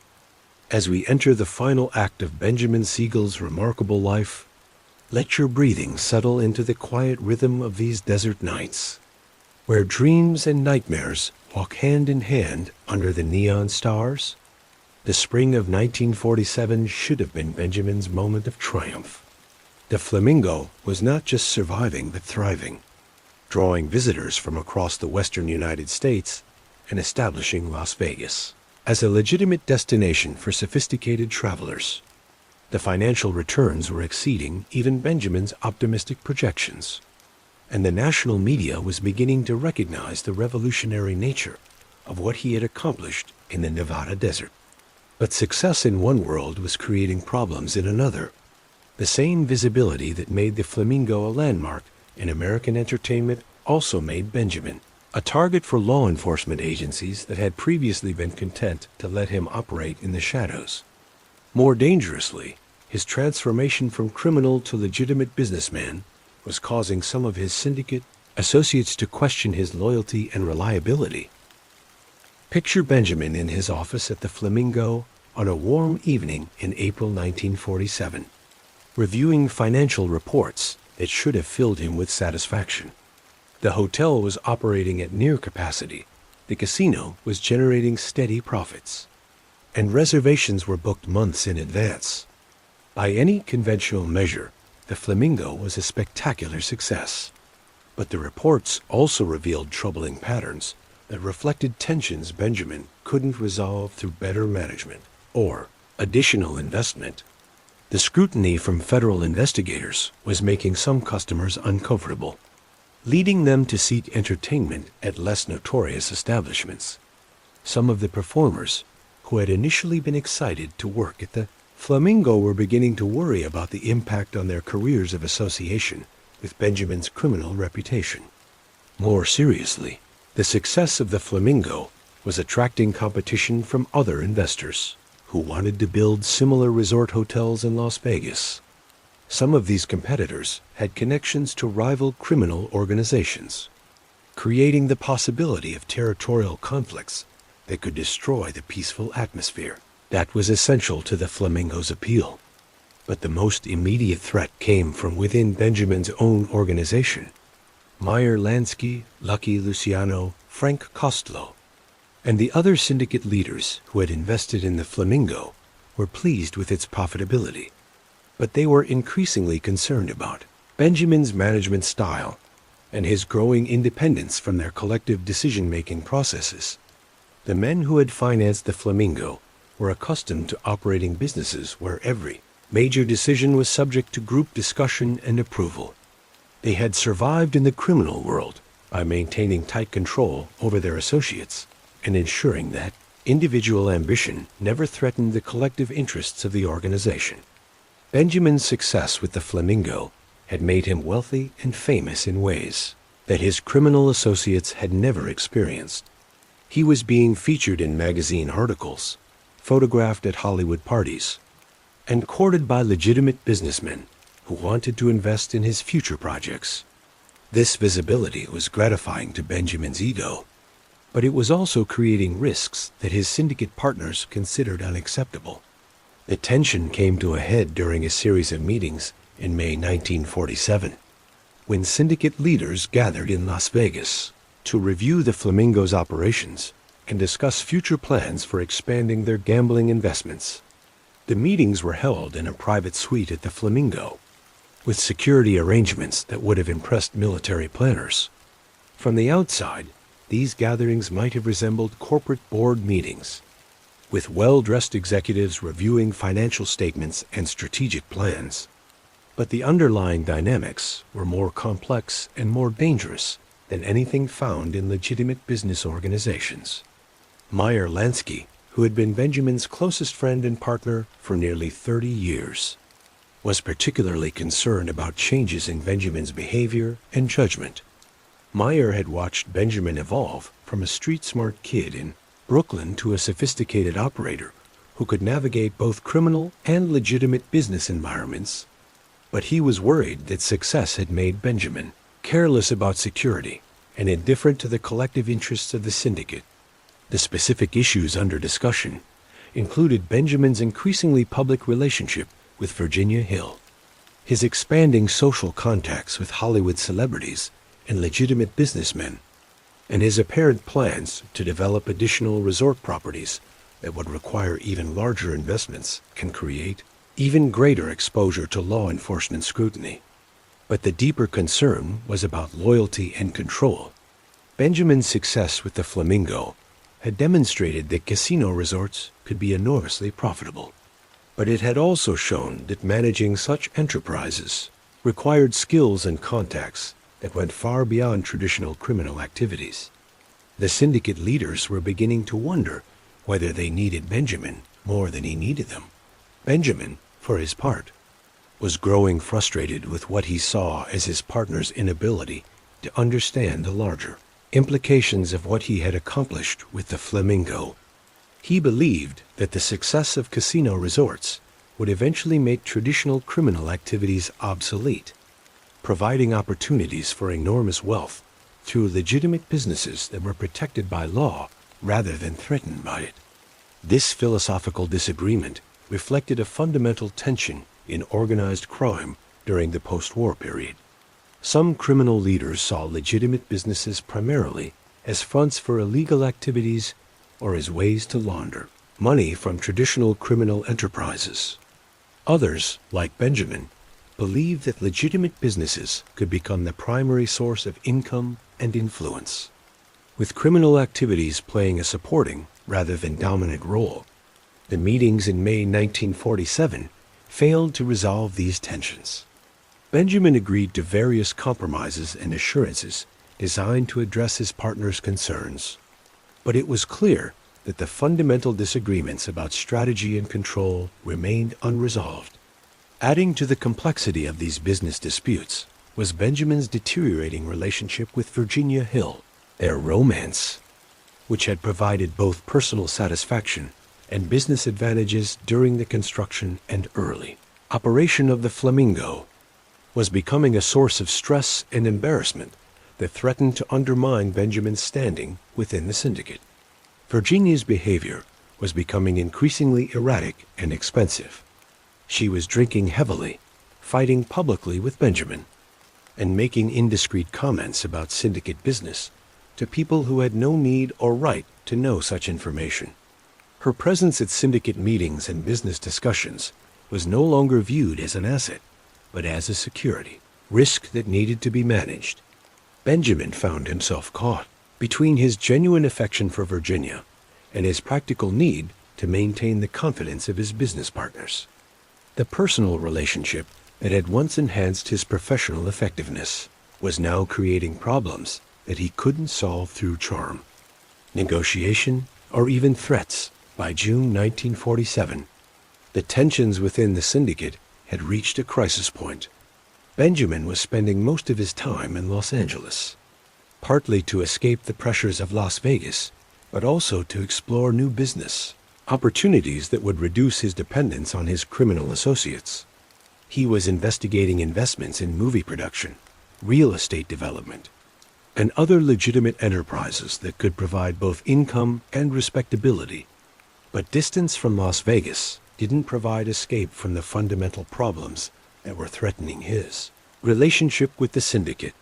If anything, his absence from the Flamingo was creating additional concerns among his partners, who worried that he was losing interest in the casino business and planning to abandon the investments they had made in his vision. The situation was complicated by broader changes in American law enforcement that were making all forms of organized criminal activity more dangerous and less profitable. The FBI was developing new investigative techniques and legal strategies that threatened the traditional methods syndicate leaders had used to protect themselves from prosecution. Federal prosecutors were also becoming more aggressive about pursuing tax evasion cases against suspected criminals, using financial records and lifestyle evidence to build cases that didn't require witness testimony about specific criminal acts. Benjamin's visible wealth and expensive lifestyle made him a natural target for this kind of investigation. As June progressed, Benjamin found himself under increasing pressure from multiple directions. Law enforcement agencies were investigating his taxes and business practices. Syndicate leaders were questioning his judgment and loyalty. Virginia Hill was creating personal and professional embarrassment, and competitors were threatening the Flamingo's market position. But Benjamin had survived difficult situations before, and he approached these challenges with the same combination of intelligence, charm, and ruthlessness that had served him throughout his career. He believed that he could negotiate solutions to the business disputes, manage the law enforcement investigations, and resolve his personal problems with Virginia. What Benjamin didn't fully understand was that the success of the Flamingo had changed the stakes of the game he was playing.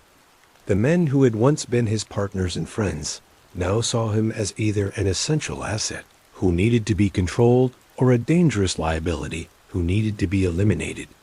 The decision about which category Benjamin fell into would be made not through negotiation or compromise, but through the brutal logic that had governed organized crime long before anyone dreamed of building casino resorts in the Nevada desert.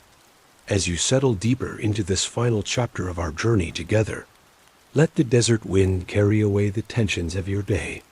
What we're about to explore happened long ago, in a world of shadows and neon that exists now only in memory and story.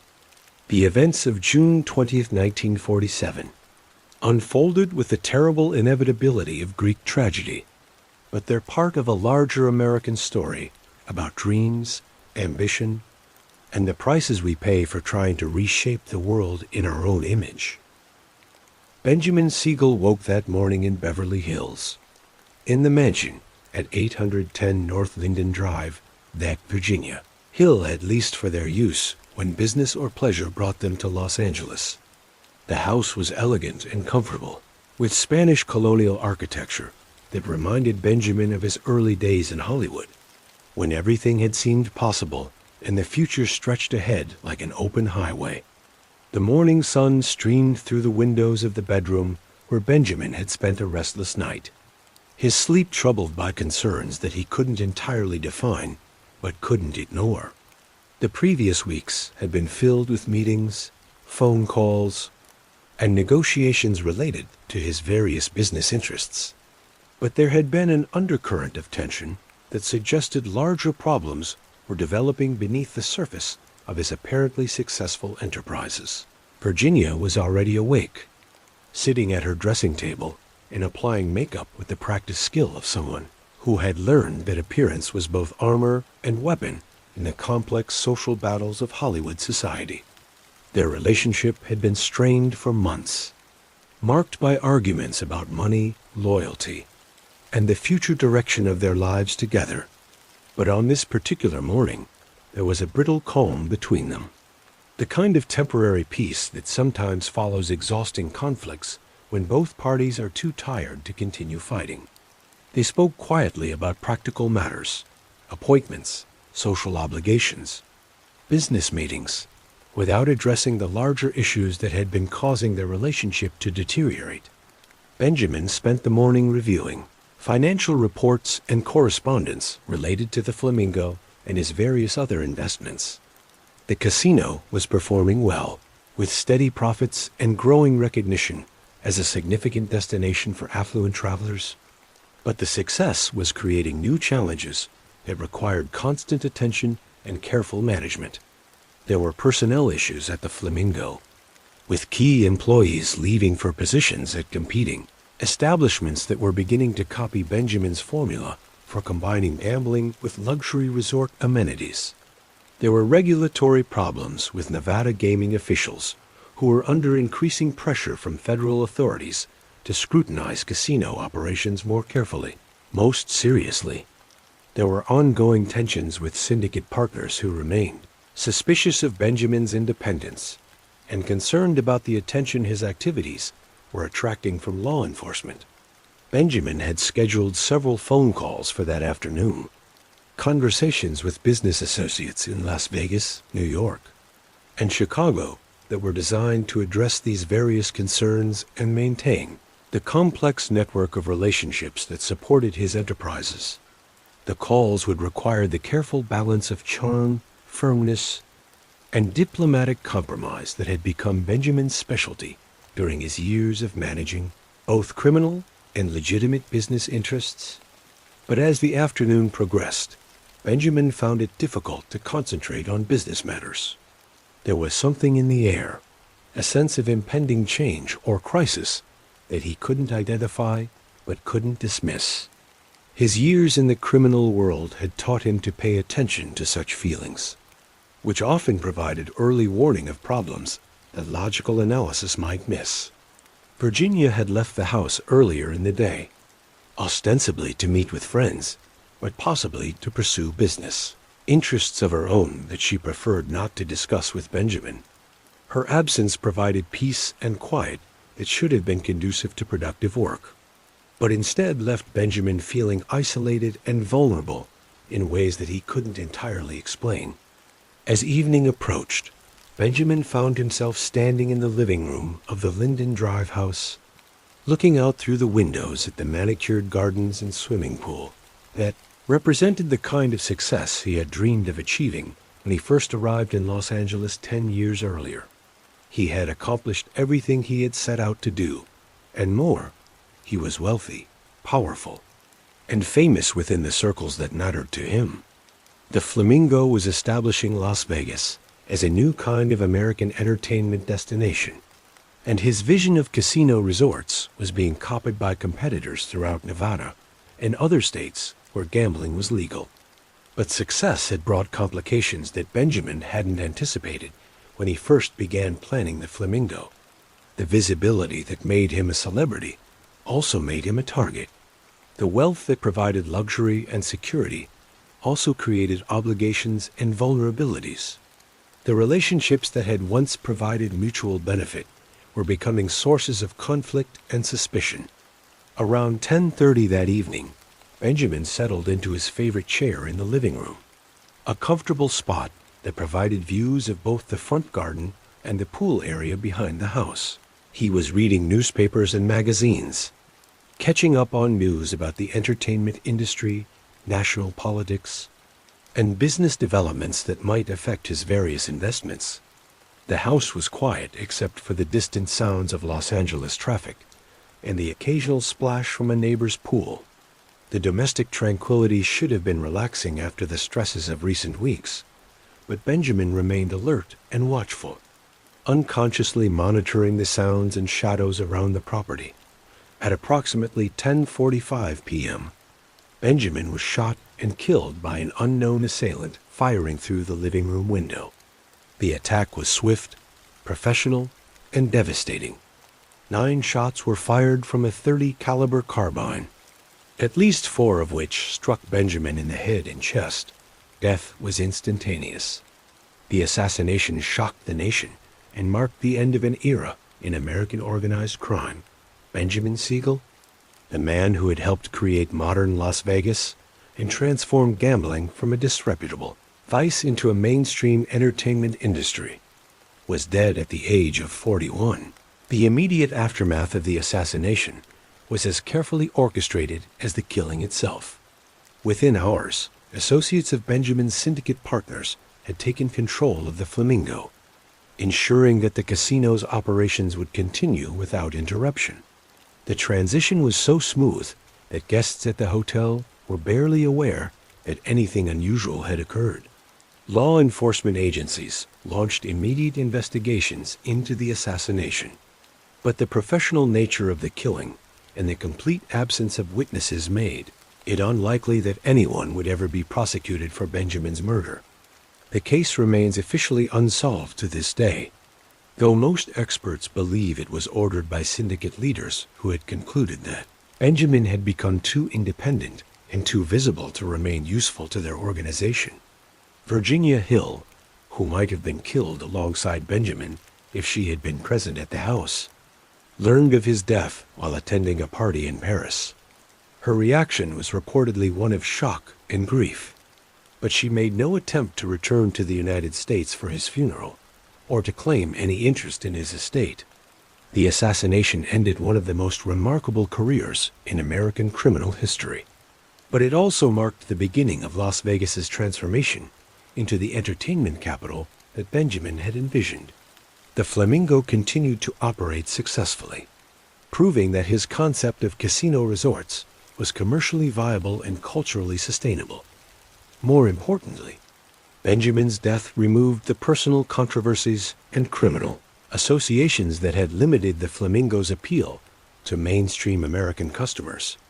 Under new management, the hotel could be marketed as a sophisticated entertainment destination without the complications created by its founder's notorious background. The irony was perfect and tragic.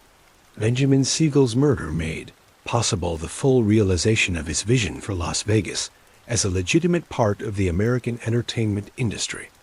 As our long night together draws toward its close, let yourself sink into the comfortable rhythm of this final chapter. We've traveled together from the crowded streets of Brooklyn to the neon-lit desert of Las Vegas, following the extraordinary journey of a man who refused to accept that his circumstances defined his possibilities. Benjamin Siegel's death on that June evening in 1947 was front-page news across America, but the headlines focused on the violence of his end rather than the revolutionary nature of his achievements. Gangster slain in Beverly Hills read the typical newspaper account, emphasizing the criminal aspects of his life while largely ignoring the legitimate business innovations that would ultimately prove to be his most important legacy. But even as Benjamin's body was being prepared for burial in a simple ceremony attended by only a few family members and loyal associates, the transformation of Las Vegas was accelerating in ways that validated every prediction he had made about the future of American entertainment. Within months of Benjamin's death, other investors were planning additional casino resorts that copied and expanded upon the Flamingo model. The Desert Inn, the Sahara, the Sands. Each of these properties incorporated lessons learned from Benjamin's successes and failures, creating a new generation of entertainment destinations that established Las Vegas as the gambling capital of America. The men who built these new casinos were often legitimate businessmen rather than criminal figures. Investors who had been attracted to Las Vegas by the profitability that Benjamin had demonstrated at the Flamingo. They had the advantage of being able to build upon his innovations without the complications created by his criminal background and syndicate associations.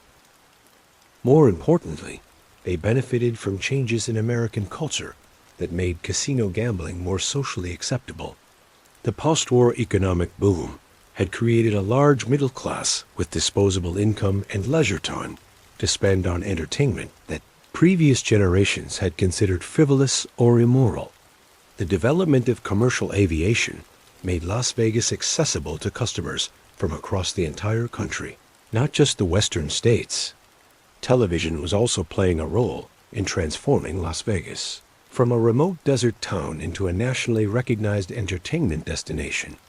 Programs that featured Las Vegas performers and locations helped familiarize audiences with the sophisticated atmosphere that casino resorts could provide, making the idea of a gambling vacation seem appealing rather than disreputable. By 1950, just 3 years after Benjamin's death, Las Vegas was hosting more than 1 million visitors annually. The city that had been home to fewer than 10,000 people when Benjamin first visited was growing rapidly, attracting not just tourists, but permanent residents who worked in the expanding entertainment industry. The economic impact was staggering.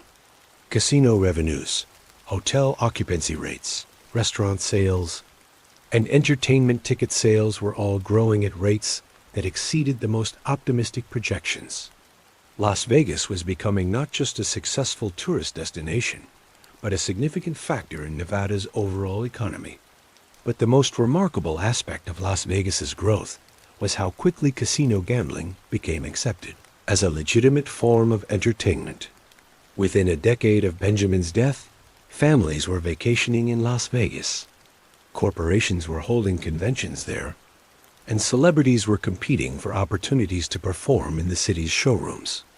This transformation reflected broader changes in American attitudes toward leisure, entertainment, and moral behavior. The rigid social constraints of earlier generations were giving way to more permissive attitudes that emphasized personal choice and individual responsibility. Activities that had once been considered sinful were increasingly viewed as harmless entertainment options for consenting adults. Benjamin had anticipated these cultural changes and positioned the Flamingo to capitalize on them. His understanding that Americans would eventually embrace casino gambling as mainstream entertainment proved to be one of the most prescient business insights of the 20th century. The success of Las Vegas also validated Benjamin's belief that criminal organizations could profit more from legitimate businesses than from traditional illegal activities. The casino industry generated enormous wealth for its investors, but it did so through legal operations that were protected by law rather than threatened by it. Ironically, the legitimization of casino gambling in Nevada, and eventually in other states, reduced the role of organized crime in the gambling industry.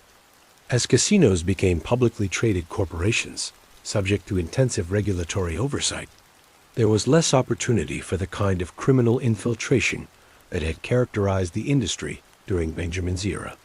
But Benjamin's influence on Las Vegas extended beyond the business model for casino resorts. His vision of combining gambling with luxury accommodations, fine dining, and world-class entertainment became the template for destination resorts throughout America and around the world. Today, casino resorts in locations from Atlantic City to Macau incorporate design elements, entertainment concepts, and customer service standards that can be traced directly back to innovations Benjamin introduced at the Flamingo. The integration of gambling with other forms of entertainment, the emphasis on luxury and sophistication, and the marketing of casino resorts as vacation destinations for affluent customers all reflect his understanding of what American consumers wanted from their leisure experiences. Perhaps most importantly, Benjamin's story illustrates the complex relationship between legitimate and illegitimate business activities in American economic development. Many of the country's most successful industries have roots in activities that were once considered disreputable or illegal. The entertainment industry grew out of vaudeville and burlesque shows that were banned in many communities. The hospitality industry developed techniques for serving alcohol during Prohibition that later became standard practices in legitimate restaurants and hotels. Benjamin's career demonstrates how individuals with criminal backgrounds sometimes possess insights and skills that enable them to identify business opportunities that more conventional entrepreneurs might overlook. His experience in organizing illegal enterprises, managing risks in uncertain environments, and providing services that customers wanted but couldn't obtain legally gave him advantages in developing the casino resort industry. But his story also illustrates the dangers of trying to operate simultaneously in criminal and legitimate business environments. The syndicate associations that provided capital and protection for Benjamin's early enterprises eventually became liabilities that limited his ability to fully capitalize on the success of the Flamingo. The tensions that led to Benjamin's assassination reflected fundamental conflicts between the short-term thinking that characterizes most criminal activities and the long-term planning that successful legitimate businesses require. Benjamin's vision of casino resorts as mainstream entertainment destinations was ultimately incompatible with the secretive, violent methods that had made him wealthy and powerful. As you listen to this story in the quiet hours before dawn, consider what Benjamin Siegel's life tells us about the American dream and the prices we pay for pursuing our most ambitious visions. He achieved wealth, fame, and influence that exceeded anything his childhood circumstances might have suggested was possible. He created something entirely new in the American landscape, something that has provided employment for millions of people and entertainment for hundreds of millions more. But he also paid the ultimate price for his refusal to be constrained by conventional limitations. The same willingness to take risks that enabled him to build the Flamingo also made him enemies, who viewed his success as a threat to their own interests. Benjamin's legacy in Las Vegas is visible every time you see neon lights reflecting in desert air. Every time you witness the careful choreography of a casino floor designed to separate customers from their money while making them feel sophisticated and entertained, the city he helped create has become one of America's most visited destinations, a place where millions of people go to experience a version of luxury and excitement that Benjamin first imagined in the 1940s. But his deeper legacy lies in demonstrating that the most impossible dreams can sometimes be realized by people with sufficient vision, determination, and willingness to risk everything on their belief in possibilities that others cannot see. Benjamin Siegel stood in the empty desert in 1945 and saw a city of light and entertainment, where others saw only sand and sagebrush. That vision cost him his life, but it also created something that has outlasted all the men who opposed him, something that continues to evolve and grow more than 75 years after he first imagined it.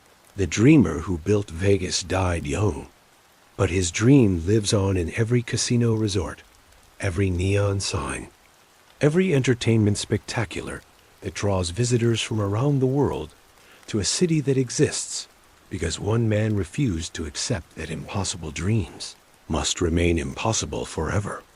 If you've made this entire journey with me, you're someone special. You're someone who understands that the best stories, the ones worth telling and retelling, take time to unfold properly. You understand that real dreams, the kind that change the world, require patience, persistence, and the willingness to risk everything on a vision that others cannot see. Benjamin Bugsy Siegel was many things: criminal, visionary, charmer, killer, lover, builder, but above all, he was a dreamer who refused to let his circumstances define his possibilities. He looked at the world as it was and imagined what it could become, then dedicated his life to making that vision real. His story reminds us that the line between legitimate and illegitimate success is often thinner than we might like to believe, and that some of America's most celebrated achievements have roots in activities that were once considered disreputable or dangerous. But more than that, Benjamin's story reminds us that dreamers, even flawed ones, even dangerous ones, sometimes change the world in ways that outlast their own brief lives.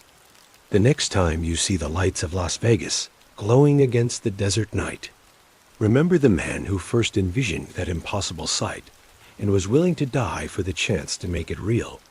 Subscribe if you want more nights like this, more stories that take time to tell properly, more journeys into the complex relationships between dreams and reality that have shaped American culture. Share this with someone who needs to hear that dreamers, even flawed ones, can change the world. And remember, whether you're falling asleep to this story or using it to pass the long night hours, you're part of something that Benjamin would have understood: the magic that happens when we take time to really listen, to really dream, to really believe that sometimes the most impossible visions are the ones that change everything. Until next time, keep dreaming big, sleep well, and remember that sometimes the most impossible visions are the ones that change everything. Good night, wherever you are.